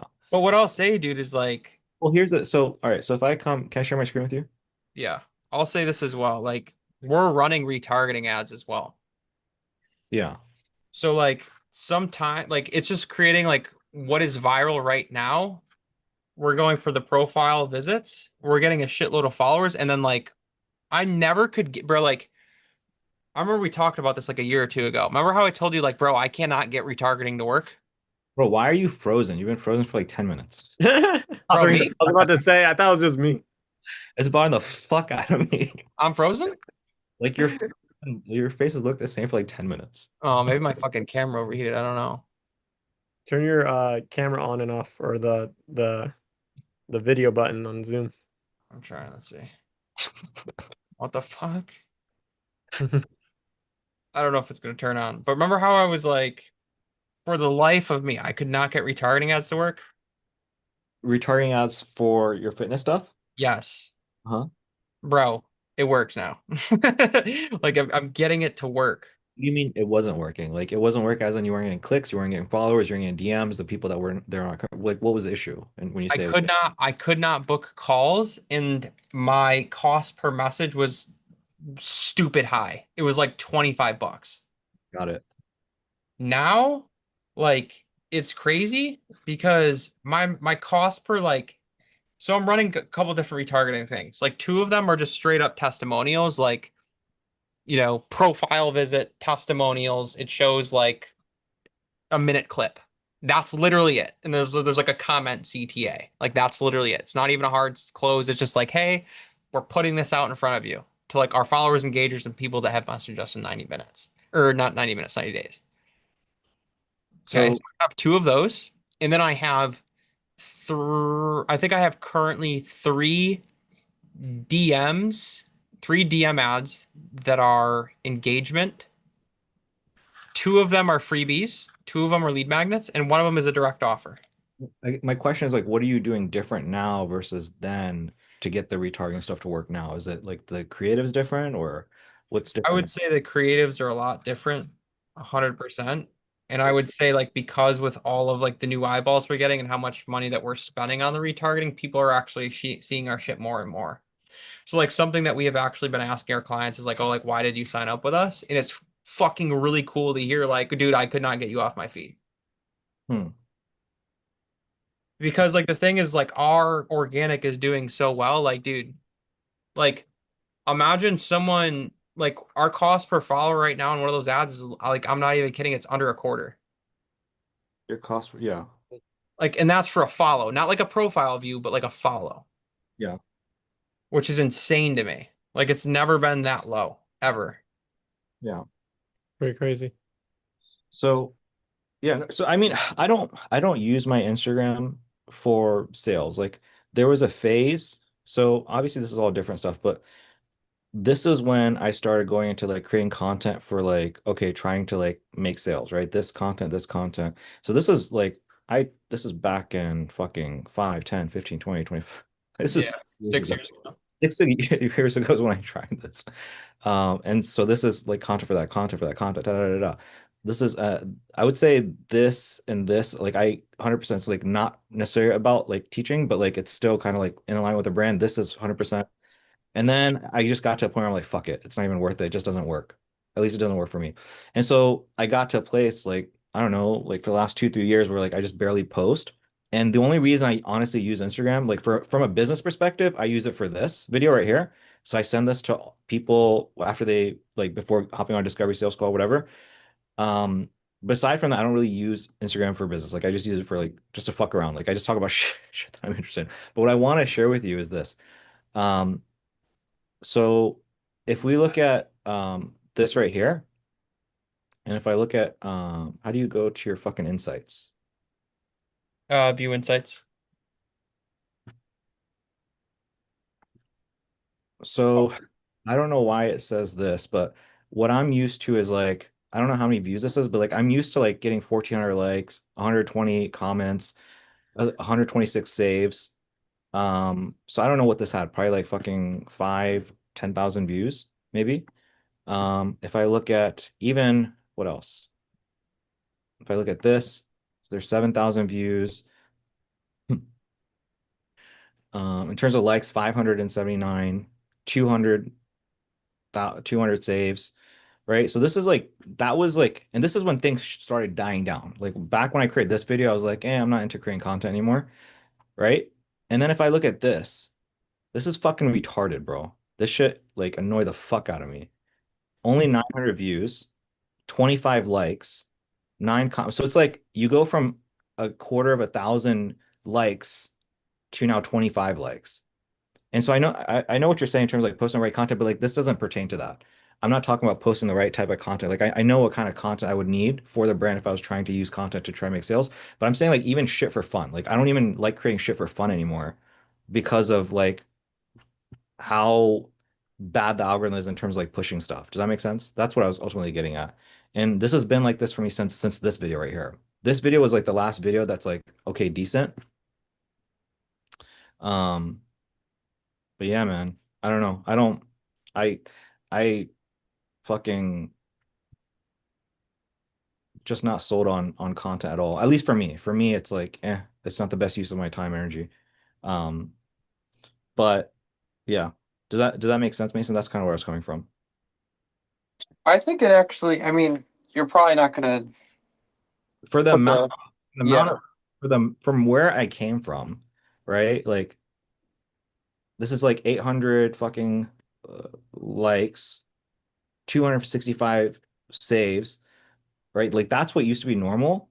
And now it's like, dude, what the fuck? There's like fucking what, three saves to this? It's It's fucking like retarded. pay to play. It's That's because, bro, it's just because the algorithm changes. The like It's Instagram is one of those things like that I've realized where it's like you have to follow the trend to stay alive, and if you don't, then you're gonna get burned. And the thing is if like if you don't like creating the content at the time or adapt to it, then you will be left behind. 100%. It's like I believe you. If I were to create some before and after shit, I'm sure it would like pop up if I continuously did that for like a fucking week. And 1 or 2 weeks, like the algorithm would definitely start to like maybe push you a little bit more for sure. I agree with that. But like I saw a post by Jacob Owens the other day, and he was talking about he's like social media is no longer social media, but is now interest media. And so social media back in the day was used for us to like, connect with people. Like a lot of the people that would like comment on this stuff, like this stuff, like I know those people. Like I built connection with them, lots of DMs back and forth. Now, like nobody's gonna see my shit. Like none of my followers are gonna see my shit. And it's like a matter of like you use the trend, right? Whatever the trend is, you use the trend, you play ball with it, and then the idea is for Instagram to like, if Instagram thinks that it's gonna keep a lot of the people on the platform, it's interest media, then they're gonna push it out. So, it is what it is. It's part of the game. I don't know. I think I'm just like cynical or jaded by it, I think. So I don't know. I guess I'm just venting. I just don't enjoy it. I don't enjoy it. Yeah, no, I mean it's definitely not for everybody. I mean, Lauren and I kind of have like a content schedule down now where it's a little bit easier, but like my job entirely is just to like figure out what's trending and then show it to Lauren, be like, hey, this is what we need to make right now. Yeah. I think and I think that works great for you guys and Rivera like definitely like do that, right? Like whatever Mason shared, there's so much sauce there. I would definitely be doing that if I were you. Yeah, Um, I need to have posts anyways that get rid of that dental stuff. So I need to push that shit down. So I just love to have like even just you can archive I it. just need an excuse to post too, just to kind of get the initial. I mean, people scroll and stuff, but people really, you're when you log in and you look at the first profile, you really just see that first bio and then the first 3 or 6 videos. Yeah, take Love your to get profile that. or optimize or send me your profile too, man, because I might be able to give you some tips on like what I would do or what I would say. Okay, cool. Yeah, I'll Slack you my Instagram. All right, but Okay. I know we've just all been kind of like chatting, just having some fun. Let's hop back in here. What else did you want to talk about, Rivera? Um, I mean, is there any like changes I can make? Like, can I go into like the ad manager just really quickly and kind of just show you what I've been seeing and dealing with with this guy, just so that way you can kind of like understand that it's kind of like I don't want to say a mind fuckery, but I feel like it is. This is the Josiah guy. I guess I'll just do maximum. I finally got into a place where he got $9 lead. It's just so weird because Wait, hold on. Before you even, so the issue before you're saying that their leads were not coming in. Is that what you're saying before? Yeah, so you can see with these first two ad sets, you can ignore this. I had made a mistake, so that's why it was only $2 spent. But this was like the first official ad set we launched. He spends 27 bucks. The guy gets 18 clicks, good cost per unique click, good unique CTR, and he just can't catch a lead. And at the point of seeing Wendy get $5 a lead, I just felt like 27 is ridiculous. So I just like, So what is what's so her cost per lead is $5, yeah? yeah. Okay, give me a second here. Let me just like so you spent 27 bucks, nothing there. Spent 31 bucks, 12 link clicks. We're talking about one lead, 31 bucks, way too high. Create another ad set, 34 bucks, $8 per lead, not terrible. So just really quick, and because I don't want to spend too long here, I'm just gonna ask you some very specific questions. From the ad set where you spent 27.93 versus the one that you spent 31.29, what is the difference between those two ad sets? I believe that was just a duplicate. Like I just duplicated it. I didn't do anything crazy. The big change between V3 and V4, and got like a lower cost per lead. I just got rid of the instant form questions. Okay. So I got rid of the questions, and based off my conversation with Josiah, the leads go straight to voicemail. They would be like, "Hey, Which ad set did the sale come from? his first one here." Gotcha. So it came from that ad set. So the 3442, your conversation with them is, hey, the leads are not picking up, whatever. So let me go and shut that down. You have ad set number five, V5. What is the difference between four and five? I think, and I would have to check. I think I maybe just changed a little bit of the ad, somewhere. I think it was like an ad change. I think, yeah, I just kind of, instead of just like, I just made some small caption tweaks. I did, what if 25 minutes could give you photos you'll cherish for the next 25 years? So I just tried a little bit of that. That's where I started changing more creative versus just duplicating ads. Most changes were just like duplicates, or I was changing the instant form to be no questions. And then I went back to doing the questions because I got information from him that, hey, like I love the low cost per lead, whatever, but dude, none of these guys like know that, like when I talk to them, they're not even into photography. They didn't even realize they opted into an ad. So, So then I put back the questions, and then we're kind of so, this so what new is the thing. difference between V5 and V6? I believe we brought back the questions, and I think at this point, I think if I remember, um yeah, I just changed some of the ad. I just looked at what was working for Wendy, and I mostly replicated that exactly. So I did more of that. And then I saw he was getting leads for this type of caption. So then I just started adding that caption to different variants of the creative. Okay, let's go and close out of it. And then V6 to V7, what is the difference here? This is the most successful one we've had. It just died down today, but essentially, the difference is I put 4 ads in there to try, and from what I remember, I put like last day to book, and I think it ended up just picking the winning ad. I think it ended up just picking this one, and this one was, what did it say? It said fall minis, so I started changing it from spring or summer to fall. So, a little bit of an indicator that maybe the season change people are getting ready for, but I Where's, essentially just where's, used the where's he based? Greenville, South Carolina. South Carolina. And then you guys are obviously based in Cali, Yeah. SoCal. hmm The reason I'm asking is I wonder about the images. I wonder if this maybe looks like South Carolina. Does that make sense? Yeah, and he gave me a lot of his like in the beginning I tested some of his photos, but the thing is he's a lot of like indoor portrait photography, so and he had like only like this pic and this pic for like outdoor That doesn't matter. That's not what I'm asking. What I'm Mhm. asking is like if you go back to the one that you're running right now, I wonder if because I'm when I think of Southern California, I'm sorry, when I think of South Carolina, you said Mhm. South Carolina is like Myrtle Beach and stuff, right? I don't where he's at is like a landlocked, so he doesn't have any beaches and stuff. Okay. That's what I'm asking is like when I look at these images, if I'm from like Miami, Florida, and I see these images, or Miami, Florida, or Clearwater, Florida, I'm not Mhm. gonna be super interested. Like again, it doesn't look like Florida, it looks like Ohio, it looks like Michigan to me. That's why. Mhm. It's like I'm just wondering if the photos are representative of where those people are There based. it is. That's all. If so, Yeah. then good, and that's a non-issue. I'm just wondering if they are or not. Yeah. Yeah.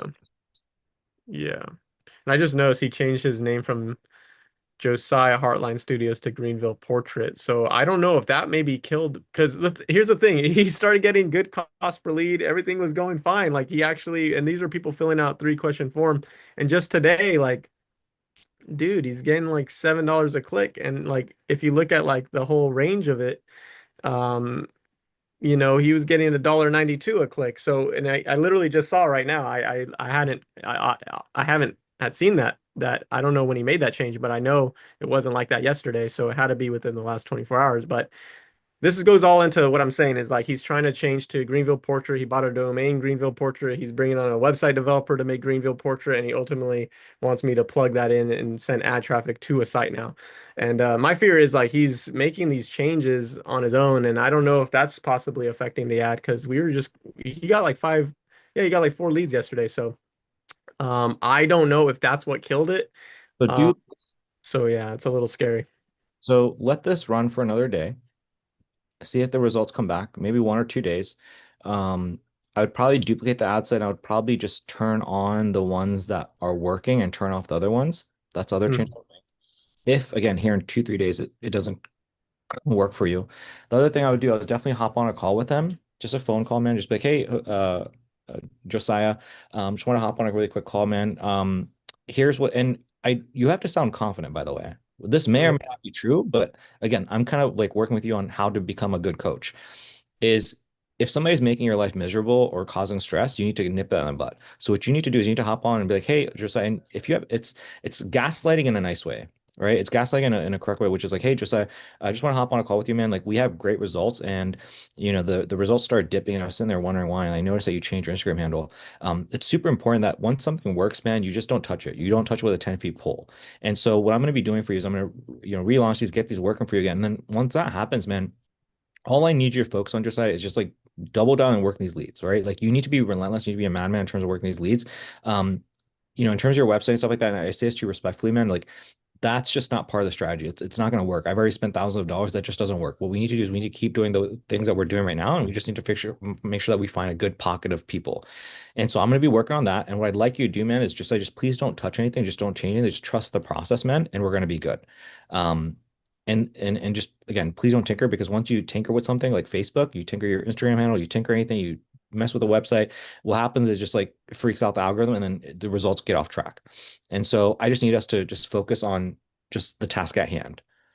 Does that make sense? Mhm. Just right, Yeah. something like that, conversation like that. Yeah. Um, that's For what I sure. would be doing if I were you. For sure. No, How did, 100%.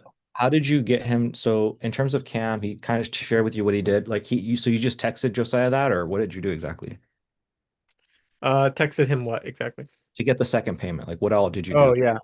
Yeah, I kind of followed yeah, like kind of Cam's thing. If I went back enough. Um So how much yeah, has yeah, I kind of just said you know, yeah, I just kind of gave him some updates. how much has Josiah made so far? He's just closed one for 250. Okay. And then did he shoot them already or no? He's going to this weekend. Okay, so he's gonna shoot them this weekend and hopefully maybe get some upsells and stuff like that. And how much has he spent on ads so far? $20 a day, so probably 160, 180 maybe. So he spent 160, 180 on ads, and then he's paid you 500, or how much has he paid? 125 a week, so he's currently paid in 250. yeah. 250 plus 160. So he's basically like he's all in for 410 right now. And he's Mhm. 250. Okay. Um, okay, cool, man. Yeah, that's it in terms of him. Like just have a conversation with him, make sure he doesn't get like, yeah, just you just need to check the guy. Check the guy. Yeah, yeah. But I for sure this is like a learning lesson for me. I've literally updated my onboarding to where I'm gonna go over like what's gonna push the needle the most, and it's basically saying staying basically focusing on the leads, like you said, basically like, hey, just work the leads basically. And you just let us handle what's already proven. It's really plug and play. Um, but yeah, I'm going to keep that framework. Just that's something I talked about on the demo, but I feel like I could have definitely drilled it on the onboarding. So, Share something really but quick. yeah, Um,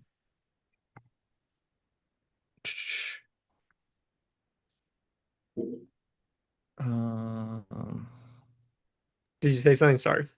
no, give me a yeah. I want to show you something. Give me a second here. Let me pull something up really quick. Okay. Uh, Did you want me to stop screen sharing or? yeah, you can stop screen sharing. Basically, I'm just gonna pull up one of my slides for my onboarding because it pertains to. Fuck, I just closed out of it. Um, it pertains to what we're talking about here. So, Gotcha. um,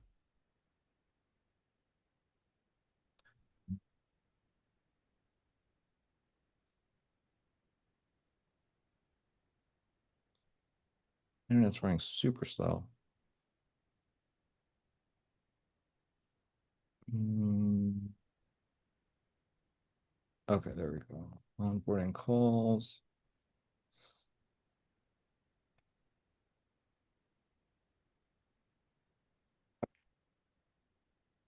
All right. So in terms of my onboarding, um, obviously go over some of my stuff, and then where is it? Okay. 8. Follow the proven path. In terms of following the proven path, it's not your job to anticipate things in the future. This is what you're paying us for. We've been there, done that, and this is the fastest path.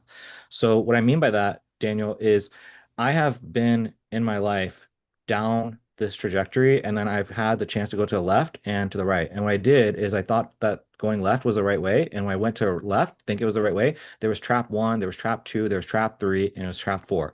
And I somehow beat all those. And then what I did is I started all over. And when I got back to the same place, I went to the right. And so, in other words, Daniel, when you get here, man, and you had a choice between going left and right, just go right, man. Just go right because I've already figured it out for you. Okay. So, this is a proven path. So, that's just a diagram. It's a visual way for me to explain this to you. That being said, what is this proven path? Well, it's basically this, man. This is it in a nutshell. You launch the free video commercial that's provided within the template. Again, you don't need to film or anything. You just literally launch it, click a few buttons, get that bad boy launched. It'll take you up to 3 days. And then within 14 days, man, you're going to close a deal. Those are the first 2 steps. The third step is then to pick a niche, okay? And then after you pick your niche, we're going to build your niche funnel. We're going to figure out how to close, and then we're going to figure out how to get your results for your clients. And then what we're going to do is we're going to figure out how to build a team in order to get you to scale. That's it, right? As I'm saying this to you, it sounds simple. It is it's simple, but it's not easy, right? This whole process is not easy. It's simple. This is going to take us years to go through this whole journey, but this is it, step by step by step. You don't deviate away from the path. You don't go here and then go left, right. No, no, no. You just go down this pathway, and that is what's going to allow you to be successful. And so here's what I mean that you don't do. You don't take on any advertising or marketing clients for fast cash, right? So as we launch this funnel and you close a deal, you might be sitting there thinking like, oh my God, I closed a deal. This stuff works. I can use these sales guys. I could close this person down the road and this and that. No, you don't want to close multiple deals. You don't want to close any. Why? Because we have to stay focused. I can guarantee you, Daniel, that the time that we're going to have together, you're going to spending every single waking day, minute working with me over the course of the next few months, years. There is no free time. And so when you think you can do this, what that's going to do is just going to deviate you away from doing the next thing. Because you have to, after you close a deal, you have to do this, and then you have to do this and this. And all these things are require a ton of mental bandwidth from you. I don't say that to scare you. It just is the reality. So you do not have the ability to do this. You might think so, but you're going to shoot yourself in the foot. I've seen it a million times. The second thing is do not take on any work that requires a bunch of pre and post production, right? If somebody hires you and say, hey, Kushik, hey, Daniel, I want to go and pay you $500, come out there, shoot, hand me the footage. Dude, that's totally cool. But you don't want to take on, I don't care if it's a $10,000 job, man. You're not going to take on $10,000 if you have to hire a crew and staff and this and that. It's going to be a month-long project. Why? Because you're going to fuck this up. You're not going to have the headspace to do this. And third, you don't want to take on any work that you have to do a bunch of editing and stuff like that. You only take on stuff that you can outsource, right? Again, you show up to set, you film, you get it over to somebody else, boom, you're good to go, right? Again, you just don't have the time to live the way you were living before. These two pertain to the same thing. You don't have time to do that, right? The way you've been living, you have to change. You have to change to change. And the second thing, again, man, like don't look for money, right? You got to go through this whole process, and eventually, what will happen when we go through this whole journey? You're gonna make a shit ton of money. Don't go chasing pennies, jumping over dollars. Does that make sense, Daniel? Cool. All right, man. You have questions on this? Questions, comments, concerns before I move on? So I don't know how long I just spent on that. 5, 6, 7 minutes. So if you need to listen back to this, listen back to this, but that's Yeah. pretty much the energy. Like that, the reason I have Yes. this is literally the problem. The problem that you ran into, I've had that problem, which is why I put this on my onboarding. And so what I'm doing is I'm kind of instilling the fear of fucking God into people of like, yo, motherfucker, this is what you got to follow. Don't, Yeah. Yeah. you need something like For this. sure. So If again, you send me what this, this would be, I know it's mainly for a different type of model, right? Like coaching and stuff, but the same thing. So it's like, hey, so step one, man, is you're going to fill out your onboarding. Step two is you're going to get your onboard. Step three is I'm going to go and back, get this bad one. Step four is you're going to be relentless in your pursuit of working leads. Here's what that means. You double dial every single person the moment they hop in. And then for the next 3 days, you're going to double dial them in the afternoon and evening. This is, you have to do this or else the system will not work for you. And then from there, I need you to study my course video or what, again, maybe the course video comes first. Step one, you're going to watch the course video that is going to be after our call. Then I'm going to get this bad boy launched for you. And then you're going to work every single lead within 24 hours and then 2 times the next day. And then once we get to 10,000 per month consistently, we'll have a next conversation. It'll be whatever. Like you, I don't know yeah. what your journey is, but think about what you think you need right now, and you're gonna Mhm. put that in here. Make it make logical sense. So it's literally, it can be as simple as like you finish your onboarding, you watch this core video. After that, you do this. And again, part of this can be we're going to launch our proven ad and funnel. And so what that means is, hey, we have a proven funnel with certain images and that just works. I'm not going to take your headshots and post them because it just doesn't fucking work. Our shit works because of the algorithm, because of the way we've created the ad. That's what's going to work and that's what's going to put money in your pocket. So that can be like something here. So this is me like telling, so I lead with like, I use logic to say, hey, look, there's a proven path. I've been down this journey. That's why you don't want to fuck it up. So I've kind of convinced them of why they need to follow a proven journey. Then I tell them, here's the proven journey. And then here's all the fuck ups you can do. And so this could be part of like the fuck. It's like, you do not want to do this. You don't want to use your own images. Da, da, da. It's just not going to fucking work. You don't want to create a website, da, da, da. Whatever the big no-nos are that you find yourself experiencing, Yeah. that goes down here. That comes down there. These are the big three things that I've seen people fuck up. This goes back to you. I've even told you, I was like, hey man, you gotta lay off that production stuff for us to focus. Right. So these are the big things I've noticed that make people unsuccessful working with me. No, So use this as a little bit of inspiration for your next onboarding. oh yeah. Oh, for sure. That'll help. Yeah. Questions, comments, concerns. No, I think that's yeah, I think prevention's always cure. I always tell myself that. So whenever there is a big like uh-oh, I always think what could I have done to prevent that? And then I try to obviously integrate it in like the whatever first steps or whatever first contact with the prospect is. So yeah, it's it's just a learning process in any new niche, but I think yeah, if I can just the faster I'm to execute like when a fuck up happens, I don't have to repeat it. So I just think a repetition is just yeah, I just got to do the rep. So Where are we at just really quick in terms of your numbers? Um, yeah, I just updated those as well. I got the percentage up a little. I think it was like at 8% for like the book DC conversion rate. So I got it up a little bit, just trying to be more on them. yeah. Are you talking about this number? For August, the number specifically. Um, Okay. I think I'm that one not was specifically I'm at not 8. I'm not worried about this because the number is going to be low because we're using a story ad to go to a calendar. There's no face. This number will be like 30%, 20 to 30% once you have a video ad. Once you have a Hmm. video ad, the conversion rate will be much higher. Hmm. So cost per live discovery call. So we have 46. Um, so this is what I was talking about is getting this number up. So Okay, yeah, the live DCs. yeah, because it's like people are booking a call with you, but we gotta get more of those people on the call. So 12 divided by 46, it's about 26%. So this is about 20. So I could add that in here. I can add that. Live discovery call to book discovery call conversion rate. And so this can be equals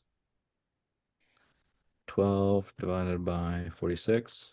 And then we turn that into a percentage.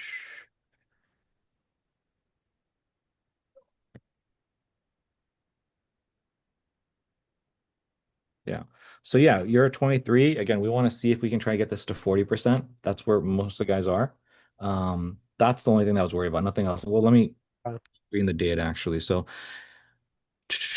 22 no shows. Yeah, we want to bring this bad boy down. Book sales call. So, because you're again, when you hop on a discovery call, dude, you're pushing people to agree to a sales call, and that's fine. This one, live discovery call to live sales call should be about half. So this from 12, this should be about six. Mm-hmm. But it's you got four here, you got one here, so that's good enough. It's close enough. Cost per Mm-hmm. live sales call. So how many sales calls have you had? You've had four. Um, yeah. So how much are you spending on ads right now currently? Just 20 a day. If I were you, man, I would ramp that up, dude. Like that we're moving, you're moving unless I mean if you're busy in your life, I understand that, but then that's a problem we gotta solve. But if I were you, man, I'd be spending like $50 a day, because for us to get because right now it's like I think you have the ability, man, to close like one deal a week at least. Yeah, with the numbers I have for sure. Yeah. So it's like if you can ramp up your ads, if Go possible. ham. I don't know what your situation is, but that's from what I'm seeing, if I were you, I would increase my ad spend, be spending $50 a day. I would be, again, all those things we talked about, the mechanism video, all that. I know you have quite a bit on your plate that I suggested, but if I'm talking about like scaling, increasing ad spend, um, try to get that video ad done as soon as possible, get that bad boy launched, and Mhm. just work on increasing this number. Like those are the core things. If you can just do that, I don't Mm-hmm. see why you don't close like one deal a week, Mm-hmm. at least. Yeah. Because if Okay. your cost per acquisition is, you know, equals this divided by um, this. This should be you close a deal here, right? Um, though I put it as a trial since it's like week to week. You can I understand. I got you. So okay. So yeah, but technically it's an act.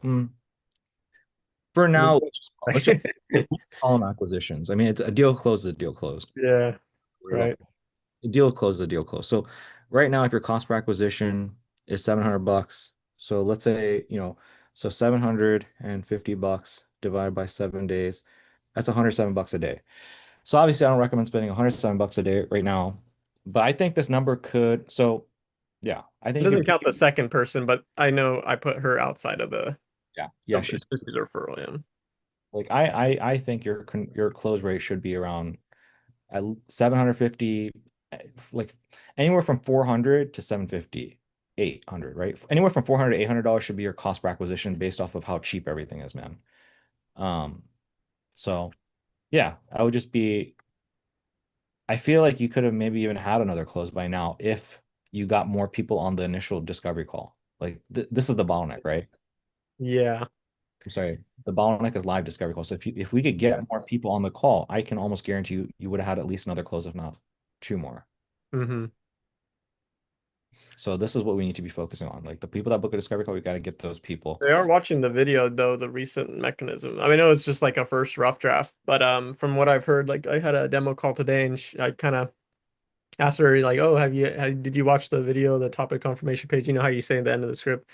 She's like, "Yeah, that's what actually got me to Like, fully like, I actually felt like, oh wow, this could really work for me, and there's a strategy behind it, and that did I you didn't know did, about." did you watch it on her own, or did you change up your text message sequence to get her to watch it?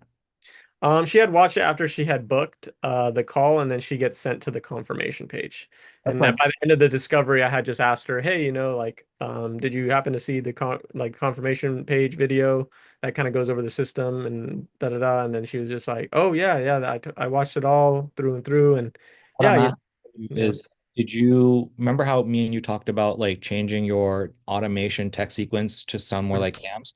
Mhm. Did she watch it before you made the change? Have you made the change yet? I haven't made the change Okay. officially So, yet. I do want to do like I have it set so where I can do like a play test through, but I have not officially. Yeah, I've okay. not So this officially. is this is literally what we were talking about. I was telling you, I was like, dude, one of the reasons why your show up rate is so low is because you don't have like this compelling video for them to watch and see how big of a difference that mechanism video is already making. So I Yeah. can almost guarantee you, out of these 59 people, a few of them would have showed up to the discovery call Hmm. and more warmed up and piping hot if you just had that, if we just had that mechanism video. So anyways, I know, again, you didn't have the chance to create it, but like this is why that mechanism video is so fucking crucial, so fucking important. Yeah. And now with us, now with your automation message and your manual message, we're gonna push people like crap to watch that mechanism video, and that's really gonna help you, I think, a lot. Yeah. Yeah, I'm for sure. I'm just gonna he has the whole thing in the snapshot, so I'm thinking of just like doing it exactly like him. And obviously his stuff is kind of for duct cleaning, so I just have to make sure I change the wording. But yeah, I'm gonna try to get that launched ASAP, probably tomorrow, so we can just have it in the system. Yeah. I know I gave you a lot. We talked a lot in terms of like things to do, but in order of operations, I think, you know, the tweak, I would say actually the number one thing I would do if I were you actually is switch up your text messaging automations. Do that first. Hmm. Step one is that. Step two is to, because your mechanism video is already, if somebody is telling like, oh, I showed up because of the call, I showed up because of the video, that means the video is fucking good enough, which is why I told you, I was like, yo, this is good enough as a standalone. Like it's better than Yeah. having nothing. So step two would probably be just making another rendition of that, trying one more time. Um, I'm so bad at this. They get me so flustered, but I'll try. I think I know what I have to tweak. I put Jorge's video transcript with mine that I did, and then I asked ChatGPT to be like, hey, like if this is a perfect video Jorge did, like what am I missing on mine? And then it kind of gave me like the exact things I'm missing. So I'm hoping like the this is next rendition I could just fill the gaps. this is Aiden's script. He literally just sent it to me. If you wanted to do something like this, you're more than welcome to. And so I just Okay. came in here and made some tweaks. If you're worried about like, because I know I need to create like some course material to make it easier to create these mechanism videos. The only thing I can really do is just kind of give you mine, give you Jorge's, give you Cam's for now. Hmm. But if you read over this, and you'll notice that this is very similar to Cam's, pretty much to a T. And so if this will make it easier for you to just type something out, this way you're like, hey, I know I'm not fucking this up. I know I'm saying the right things. You're welcome to again do this and then get that over to me, and then I can have a look, give you some Hmm. feedback, create your mechanism video. Okay. It's easier for you. Yeah, for sure. Yeah, I can make like Okay. sure. So yeah, step one is your automations. Step two, your automations, manual, whatever, do it more like Cam. Two, let's tweak up the mechanism video. Three, honestly, it's just spending more money on ads and just fucking working your leads like crazy. That's literally it, dude. And I don't know why you won't be at least one deal closed a week. I don't know why. Yeah. I feel like I'm getting them closer. I just need to get better at like doing the, you know, And yeah, don't worry so I much need to, about Josiah. I know your mindset. You're still thinking like an agency owner, which is we're gonna have to get you out of that. But like you're still focusing so much on like, oh, this client's results and this and that, like yeah, a little bit. You yeah, need to focus on acquisition, right? yeah. Need to focus on acquisition for sure. You need to focus on like let's just I want to get you to a place where because you haven't really experienced that yet. You tried this for 6 weeks and then you did the HVAC and you did this. You haven't gotten to the place which is where you're at right now, which is what is normal, which is consistent having leads come consistently. And now you're really just ramping up your sales skills. And now you're in a normal place. So it's like you need to be focusing on this, not so much on Mhm. like, getting clients amazing results. Some clients will get great results, some people won't. It just fucking is what it is. Mhm. Just need to focus on acquisition, focus on collecting as much payment as possible, which is again the week two, three, four, like all that stuff that we talked about. That's the most important thing you need to be focused on. Results will come for people. That will happen. You'll have some clients that it'll come easier and harder for. It just is what it is. Yeah, for Um, sure. but yeah. What else, Rivera? Yeah, that'll be it. Yeah, I think I'll have like some money in the bank coming up soon. So I think I can ramp up ad spend maybe $40 a day to kind of start just double it. And then yeah, I hope everything works out there. Yeah, luckily my dental clients like it's kind of stupid plug and play, so they feed me so I can just focus on this shit. But it is crazy that I made that dude $100,000 in 60 days. I think that's freaking. But they have their own call center, so it just makes sense that if I just feed them freaking 8 leads a day, that they're gonna crush it. So, but yeah, I'm hoping that I can get a renewal there so I can get some money in the bank and I don't have to be so hard up on taking every freaking shoot in the corner block, So. But I say that to say is that, basically I'm going to leverage any cash I get from anything that's like a big kind of just easy re-up. That way I can just, turn down things for once and yeah, I want to say no to more things so I can say yes to more of this. Every yes I say to other things, I feel like I am putting myself in a position to say no to the thing that is the thing that I need to be doing. So, yeah, I'm gonna leverage everything I can if I get these re-ups. So, remains to be seen, but I'm pretty sure he'll renew. So, but yeah, I just say that to say that I'm in a place where yeah, I'm totally down to just take on more shit, more of this, and just go hard. Yeah, good. Yeah, I've noticed that with you is I know I give you a lot of stuff to do, and I know that you do your best, but I can also tell that at your the pace that you're going at, I know that you're juggling multiple things. I can tell it's pretty easy for me to tell. So the Yeah. fact that you're It saying just that, slowed down a little bit. So then when I finally got some work that came through, then it's like I was kind of like almost yeah, kind of bombarding myself with stuff just so I could be set for the next couple weeks. So it's kind of like comes in waves. I don't know if you could tell that, but because the initial build out I kind of went hard, right? And then there was like a kind of a moment where I just took on a lot of things. So but things are clearing up now and yeah, I'm in a better place than I was. So should be good to be able to just not be knocking these things down. good, good, cool, man. Well, I'm gonna move on to Righteous then, and I think it's a if you have more questions, we can go over that afterwards. Um, Cool. I'm gonna grab some food, guys. So, but thank you so much, and yeah, I'll see you guys. all right, man. Mr. Righteous, what's going on, bro? How you doing? Going on, Coach C? I'm doing good. How are you? Cannot complain, bro. I'm just living the dream, hanging with you guys. How are your how I can't pull up your ads. Where are you at? Painters Pro. There we go. Uh, uh, This? I think I'm here, right? yep, yep, that's it. All right. So have you spent more money since last week or have not? You, I did, but I'm not even gonna lie to you. I shut my ads off for today. I had two sales calls booked. Mhm. So one I think he's trying to reschedule. He had like text me back and said he'd like to do another day. And I had one sales call. No close. It was saying it was like a money type thing.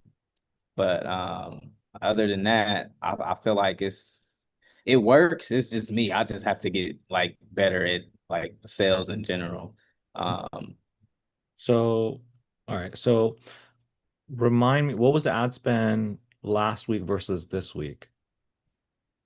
last Actually, you're updating week actually, right? So, yeah, okay. So what are we? So so we're in August. Okay. So this is next. This is okay.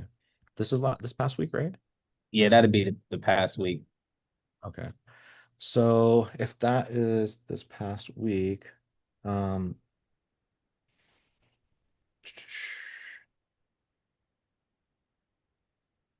uh,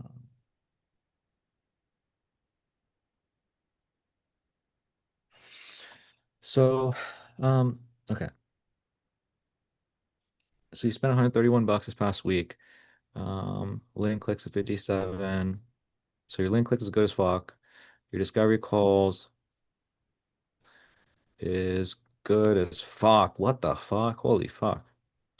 That's insane. Live discovery. So this is a little bit low. Five. Well, actually, no, this is fine because you have five to be had still. Two. How did you go from how did you book two sales calls if you only had one live sales call? Um, Last week, let me see. Probably messed up on that one. I think I only yeah. Let's see. How many did I say? One live discovery call. I've got like sales call. I think I had somebody that was a sales call. He no show, but he ended up rescheduling. Well, what I mean is like you had one, it says that you had one live sales call and you had two sales calls booked. That's not possible. Like it's not. Oh, I see what you're saying. I see what you're saying. So did you have two live discovery calls then, or is this should be a one? Yeah, no, I had two live discovery calls. Okay, okay. So this should be two then, right? So boom. So that's good. Two, and then discovery call, two has five still, and then you got two of those people to say yeah, and then one no show, and one showed up, but it wasn't a close. So you've had, in terms of live sales calls so far, you've had, What, 4? yeah. Well, it says 2 here. Um, so something must be off here. Um, so Uh, you talking about from those 2? Yeah, so 3 out of those 2 weeks. okay, then the data might be off here. It's not super important. You can come back. Basically, what I'm saying is like if this is if you're saying your live sales calls is a 4 here, that means you got one here, one here. You should have 2 more in order to make this 4. If I look at your live sales call here, so that means that you had, mm, yeah. So this should be automatic. You're not manually putting this in. So this is 3. So that's 3 here. That means you got probably one more one of these weeks. So point is this, is like I'm not worried about this. I'm just looking at these numbers and I'm just like, yo, your shit's like healthy. It's good. It sounds to me like you're like kind of just worried about your close rate. And I would say like, yeah, you want to close 1 out of 5. Like 1 out of 5.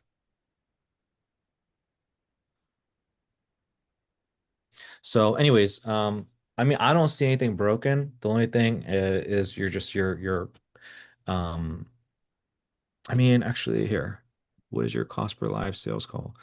Cost per sales call booked, live sales calls, cost per live sales call. So equals this divided by this equals cost per live sales call. Yeah, it's not bad. So 250. So if you spent 250 times 5, it's going to cost you about 1,250 to close a deal if that's your cost per live sales call, right? So you spend $250 on a sales call. You should close 1 out of 5 of those. So you've had 3 so far. But yeah, I mean, you talk to me. In terms of me, I'm looking at your numbers, nothing is broken. Obviously, there's just your sales abilities, your sales call abilities, and we spoke a little bit about that. But what are your thoughts? Like what's going through your head? Like I Uh, get questions, yeah, comments, concerns, thoughts. what's going through my head is just like, like you said, just really trying to get the close, increasing the sales close rate. And looking at like Cam's sales calls, like and how he has like a story and everything behind it. Like with it, like highlighting like some clients and stuff like that. I think I need to go that route, or um because Amon doesn't do it like that. But he does show results. I just need some kind of like social proof to go into it, because I feel like I'm just kind of going through slides, without not showing any kind of proof on the client side. Like I can show the ad, I can show the leads coming in, I can show how the lead is nurtured, but I just don't have anything like social proof wise, like a testimonial. So I'm just thinking of like having a friend make a testimonial for me, maybe 2 or 3 testimonials that I can have on the confirmation page as well. And that way I can just start really sending out the testimonial videos along with the mechanism video, just to increase my numbers. Because like you said, nothing's really broken. It's just a matter of, closing a deal. What made you, so we'll address that. What made you shut off your ads today? Well, Is because it a, is it yeah, go ahead. is it a budgeting thing? Is it a confidence thing? Is it a fear thing? It was more of a confidence fear thing. I felt like I need to drill my, like, just get in the habit of going through the sales call, like my presentation more, and just actually running through it. And so that's what I was just kind of doing, running through the sales call slides, act like I'm actually talking to somebody, just to see if that would, boost my confidence. I did a little better on the first couple slides. Like it's more natural, but like I feel like I still need to just keep going through it. So I'm like, until I can like feel like I can actually get through a sales call normally without sounding like a robot, then I can kind of keep going. But I just feel like I was just, kind of burning through not a bunch of money, because it's not as expensive as like the free to feed. Because I'm only doing like $25 a day when the ads are running. Where did you record your latest sales call? Yeah, you just clicked on it. The Sherwood one is the most recent one. This one? Yeah. I feel like maybe so. All right. So from what I'm hearing, you're in a place where you're like, bro, I need help with sales, but you're talking about like testimonials and stuff like that. Are you? What about like during the sales? Actually, here, let's see here.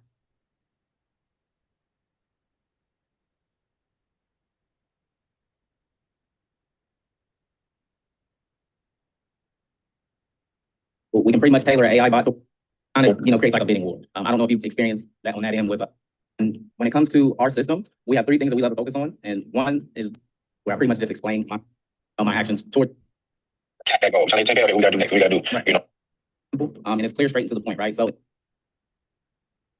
sometimes I go far, right? Where's that part where you like share a story about somebody? I know I'm saying that's what I feel like I would need to create. Like I probably just go and Google, get some screenshots of like a I like kind of how Cam has like that story. I figured that's what you meant. I just wanted to confirm. That was where my head was going. Like he's probably asking about that. Because then you talked about that, and I was thinking like, well, why does he need a testimonial? It should be within the sales slide anyways. And then you start going off on like having a friend record it. And so Yeah, now you're talking about different things. So yeah. It so was my so for your sales, bro, like number one, like for sure, yeah. If you got to dial this in just like him. Make that shit up, bro. Make it up. Have a story. Like that's not even a thing of like should you? You have to. It's a non-negotiable. And you have to do it the same way he did, which is like, hey, the story about this couple who they were like this, and then they go through this issue, and then we got them here. And then not only that, but here's the future goals. And it's not just them, it's this person who got this result, and it's this person who got this result, and this person who got the result. And here's 20 other people that are getting the same result. It's like that's the story. So it's like, here's John before, and here's what he was struggling with. We helped him, and here's what he happened when we helped him, and then here's what he's looking forward in the future. So here's where he was before us. While working with us, we got him here, and then here's his future goal. So future goal is getting a truck and this and that and blah blah blah. So here's where he was before. Here's where he was during. Here's where he was after. It didn't just work for John. It also worked for Sam, Bob, and Joe, and it worked for all these 20 other people. Like it's an emotional thing that you're taking people through, because what they might be thinking is like, okay, why is this guy sharing the story? Is he's sharing the before, during, after, but does it just work for him? Oh no, it works for this person, it works for this. Oh, it worked for, oh cool, it works for multiple people. And then you hit them with like, it also works for all these other people, and you see 20 people like, holy fuck. And so what that creates, it creates a psychological thing where in their mind, it just they get you get them to like disarm and calm the fuck down, and where they're like, okay, bro, I see all these results. All right, show me how the fuck this shit works. So that's an emotional thing you have to take people through. It's part of the process. And so the fact that you don't have it, like for sure, bro, you're not going to close. Like it's not even a matter of like there's nothing wrong with you. There's a wrong thing wrong with your system if you don't have it. Your system is broken. So okay. even if I reviewed this call, bro, it doesn't even make sense for me to review because you're missing it's like, yo, why do I feel sick? I don't have a heart. Like, bro, I can't do shit. If you're missing a heart, I can't do shit. You need a heart, bro. It's like you're missing a vital piece, bro. You cannot close if you miss that piece. Nah, yeah, that man, I figure I'm like I felt like I was definitely missing something like important. I'm like I know for sure I need proof, testimonials, and like Yeah. everything. Sure. Testimonials. If I were you, I would be pushing them to like, why are they not showing their face? So I did do that, right? And Sherwood actually hopped on. He was like, just give me like 10 minutes. I'm driving and I'll hop on. So he actually did end up hopping on, but his friend, I think Joe was his name. Yeah, he was at work. Like these dudes were like 9 to 5ers, but they work for like their dad has a remodeling company and they just pretty much work through that company. And then if but they can do painting as well. And like that's why I even like push the sales calls because he said they do remodeling. But his main thing is he really wants to get into painting because he can do it and he has the ability to, hire out crews and stuff like that. And So I like, yeah, go ahead. Oh, go ahead, go ahead. Yeah, because like when he first was talking and like on the discovery call, like, I didn't want to tell him like, it wouldn't be, the right fit because I could tell like he's not like he's I don't think he's even like a legit business owner. Like I think he's just like working with his dad and he gets the Kind of jobs and he's trying to go into that angle. It's just like kind of like looking for a side hustle kind of deal. He's working for his dad, making some money. He's like, yo, if I start my own thing, if I make enough money, I could have my own business or whatever. That's kind Yeah. of, and so Yeah. like, He was like they upsell painting through the remodeling business. And he was like he wants to take on, more painting jobs. So I so didn't really know if I was supposed to tell him, this might not be the right fit. not that it's not the right fit. Like if I was you, you'd still push the fuck out. You still sell the fuck out of him, right?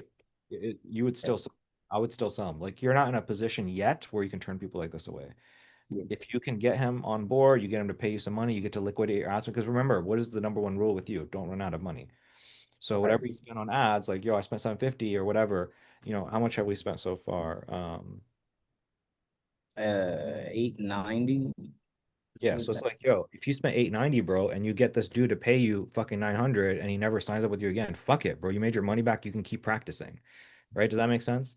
Yeah, 100%. It's like Yeah. it's not that he's the right fit or not. It's like get your money back so you can learn more. Get him to pay you so you can learn some more, so that you don't get out of the game. Right? So I guess what I'm trying to get across to you is like don't be picky right now. You're not in a position to be picky. Right now, your number one task is get as much money as possible. That's the number one thing. So you don't run out of money. So you can keep playing the game. So here's what I want you to do, bro. I want you to go into your slides and redo them and make them look like Cam. So I want you to download Cam snapshot. Do you have a snapshot, by the way? Not Cam's. I mean, do you have a sales call template or whatever, like all the slides and everything, or no? No, Okay, so no. I message me real quick, so because I'll forget, and then what I'll do is I'll just get you actually here. I think uh, members KPIs. Yeah, I was like, I need a better presentation for sure because Yeah, it's your presentation, bro. but even though like my presentation is still a little bit similar to, well, I guess free to fee is a whole different, it's a different ball game because you're giving them leads. So I forget, I Yeah, forget that major part. yeah, I'm bro. like, what the heck is going on, man? Yeah, every single thing, bro, that I share with you is by design. Like it all has to be there. You can't skip any part of it. Like every single thing. It's kind of like imagine, I'm cooking steak and you miss the salt. It don't matter what like or a curry. Like I cook a curry for you and then I miss like one of the seasonings. Like it's just not going to taste the same. Every single ingredient that is within this presentation is by design in my experience. It's after I've done this a bajillion times, I've realized like all these things need to be in here. Um, you know, all these things, even like, hey, request, and then going over what happens next. And then like all these small little things matter to get the sale. So what I want you to do, bro, is I want you to take his and make it as similar as possible. Have your own story. So again, remember, you have this hero story. After you have the hero story, then you share the happiness that they have. And then from sharing the happiness that they have, uh, everybody think it's only for them, but it's not just for them. It's working for this person, and then this person, and then this person, and this person. Not only them, it's working for all these fuckers. That's the energy you got to give over to them. That's when they're gonna like maybe disarm a little bit and be like, okay, like let's hear what you have to say. So yeah. So step one, bro, is I want you. So what I was gonna suggest, bro, is for us to actually review this call. Because I know like right now you don't have an issue with your ads, your funnel, anything. Your issue is like, yo, let's dial in your sales. So I feel like one thing I could do that'd be helpful for you is like just sitting down and doing a full review, kind of like we were fucking around last week. But I was like I was gonna actually just do it all the way through, but there's no point in me doing this one because it's like there's it's broken anyways. There's no point. Yeah, Go. What I'd like you to do is I want you to create your own. Step one, redo this. Step two, send it over to me for feedback so that I can check and make sure everything's good. Step three is turn your ads on and then be relentless in getting a fucking sales call and recording that shit and doing your best. And I'll review that one for you. And then from there, you're gonna be like, oh, okay, I see all the small little things I fucked up on. I see what I need to be doing. And then it's gonna give you so much confidence going into your future sales meeting. That's step by step. And then my gut feeling is telling me like after that, you're gonna be good. So step Okay. work on the slide. Step two, get feedback. Step three, turn your ads on and be relentless in getting a sales call, bro. And then four, do that one as fucking perfectly as you can. Step five, I'm gonna review that with you, and then you're gonna be off to the races, I think. Okay. That makes sense. So redo the slides, send to you for feedback, um, and then turn ads back on. But of course, go through and check out Cam's slides and everything and kind of Make sure model that's that. See. Yeah, make sure it's good. And then in the meantime, if you want, by the way, yeah, you might want to write this in there while you're doing all this, because this will probably, by the time you fix up the slides and all this shit, and I review it and you turn your ads on, so Trace Thursday, it might be like, I might take tomorrow off, by the way. I might take Friday, Saturday, Sunday off. I don't know.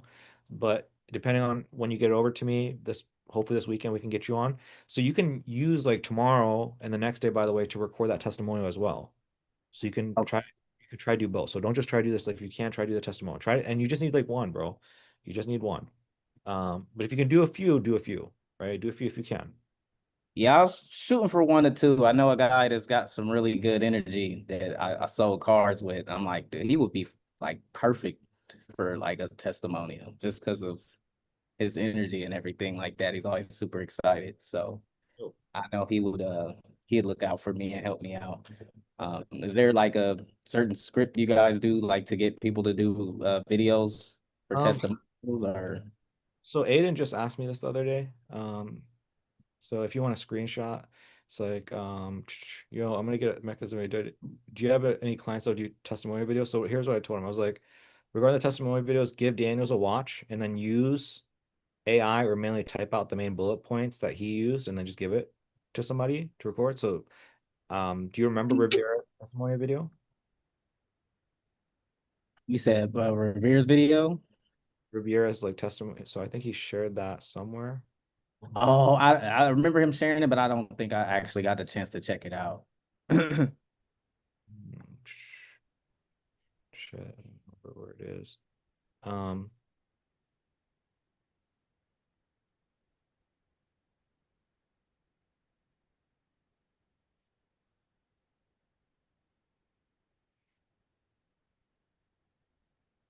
this one right here.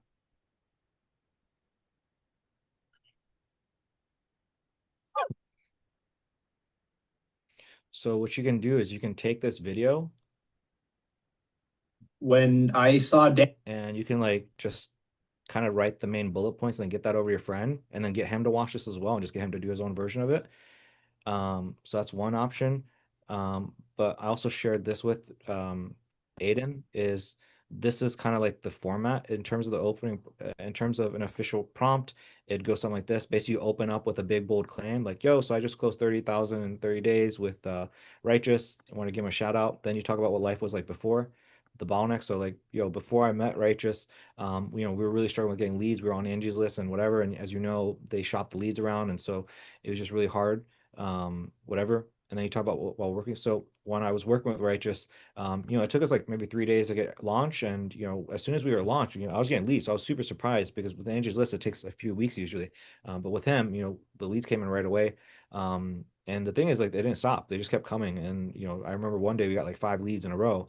Yeah, by the end of the week, man, we were doing estimates and by week 2, we already closed. And, by week 3, we closed 2 deals. And so it just kept going and going and going. So it was really good for us. And then talk about experience was like, so that's what it was like for while, so present. So this is past, present, and then you talk about the future. So now that being said, man, that's been our experience. It's been great. I don't see us stopping working with Righteous. I think honestly, we're just getting started. Um, my initial goal was just to get booked, but I think we're in a place right now where we want to actually like bring on a few team members, and I think we actually can do that. We didn't really think we could do that before, but I really believe we can bring on at least 2 full-time painters. And what that's going to allow us to do is just me and my wife, we can finally step out. It's always been a goal of ours to travel, and I think maybe we're going to be a little bit ambitious, but like I think we're going to try to shoot for maybe like 3 times a year. So, anyways, that's just a little bit of my personal goal. Yeah, I mean that's my experience work, and then now the test. Now this is the recommendation. So that's been our experience working with Righteous. Look, if you're on the fence, I get it. There's a lot of shit on the world, but he's been good to us, and if you're in a place where you're anything like us and just things aren't working, I mean, give it a shot. Give the guy a shot. The worst thing that can happen is you learn a lesson, but the upside is maybe you're like me, and if you're anything like me, it could really change your life. So I recommend just giving it a shot. Just hear the guy out. If anything, just hear the guy out. So that would be kind of the format. So if you want Okay. to listen back to our conversation today, you can. You can screenshot this. Yeah, I'll Yeah. listen back. I took a screenshot too, so no, that was definitely helpful. That way I'm not just reaching out to him saying something stupid. I know I probably will. Whatever is easiest for you, whether you want to just show him this video and give him some bullet points. You don't want to just give him the video because he's gonna be like, I don't know what the fuck to say. I watched it, but he's not gonna remember. So you give him step one. Here's how you do it. Step one, you give him this video. Step two, you give him some bullet points that he can use. But again, those bullet points come from you watching this video and writing it down. That's an option.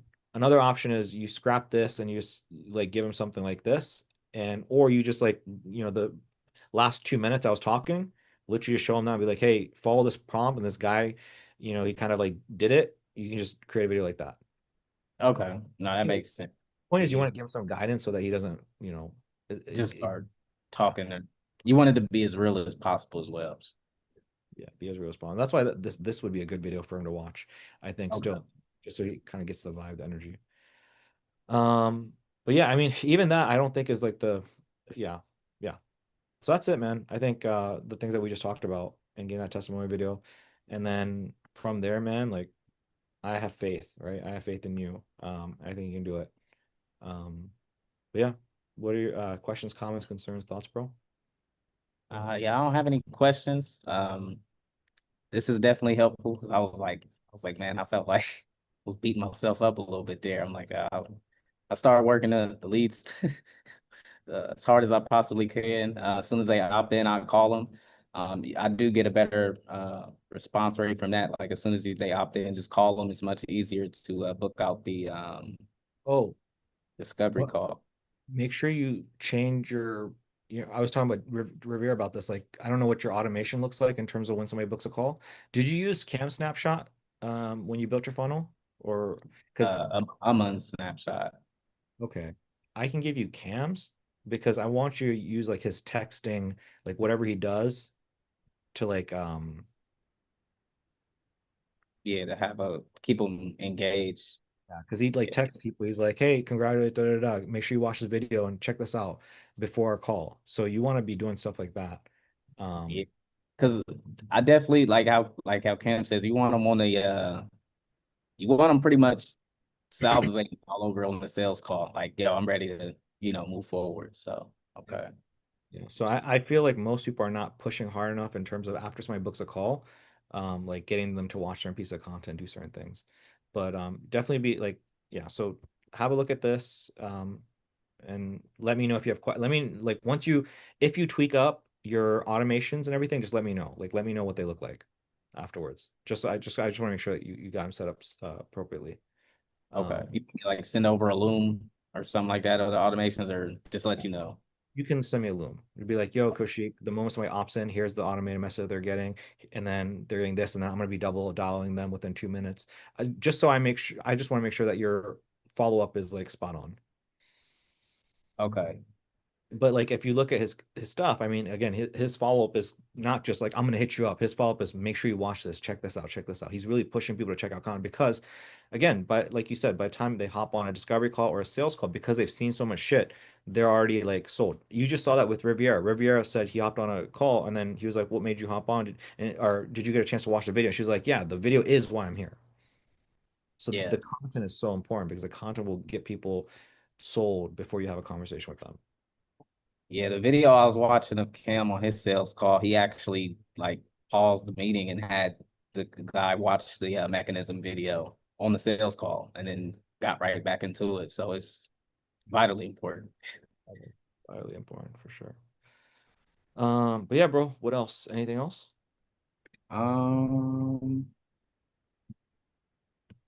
What about like the well, I think I can no, I think that is on there too. Cam has his kickoff form on the call as well. So I think I'm pretty clear as far as what I need to do now. Yeah. I want to worry about the kickoff form. It's not the it's I mean, yeah, I got to worry about that with you, but like right now we have other problems to worry about before we get there. I want to worry about that too much. Um, Cool, yeah. cool. Anything else, bro? No, that'll be all.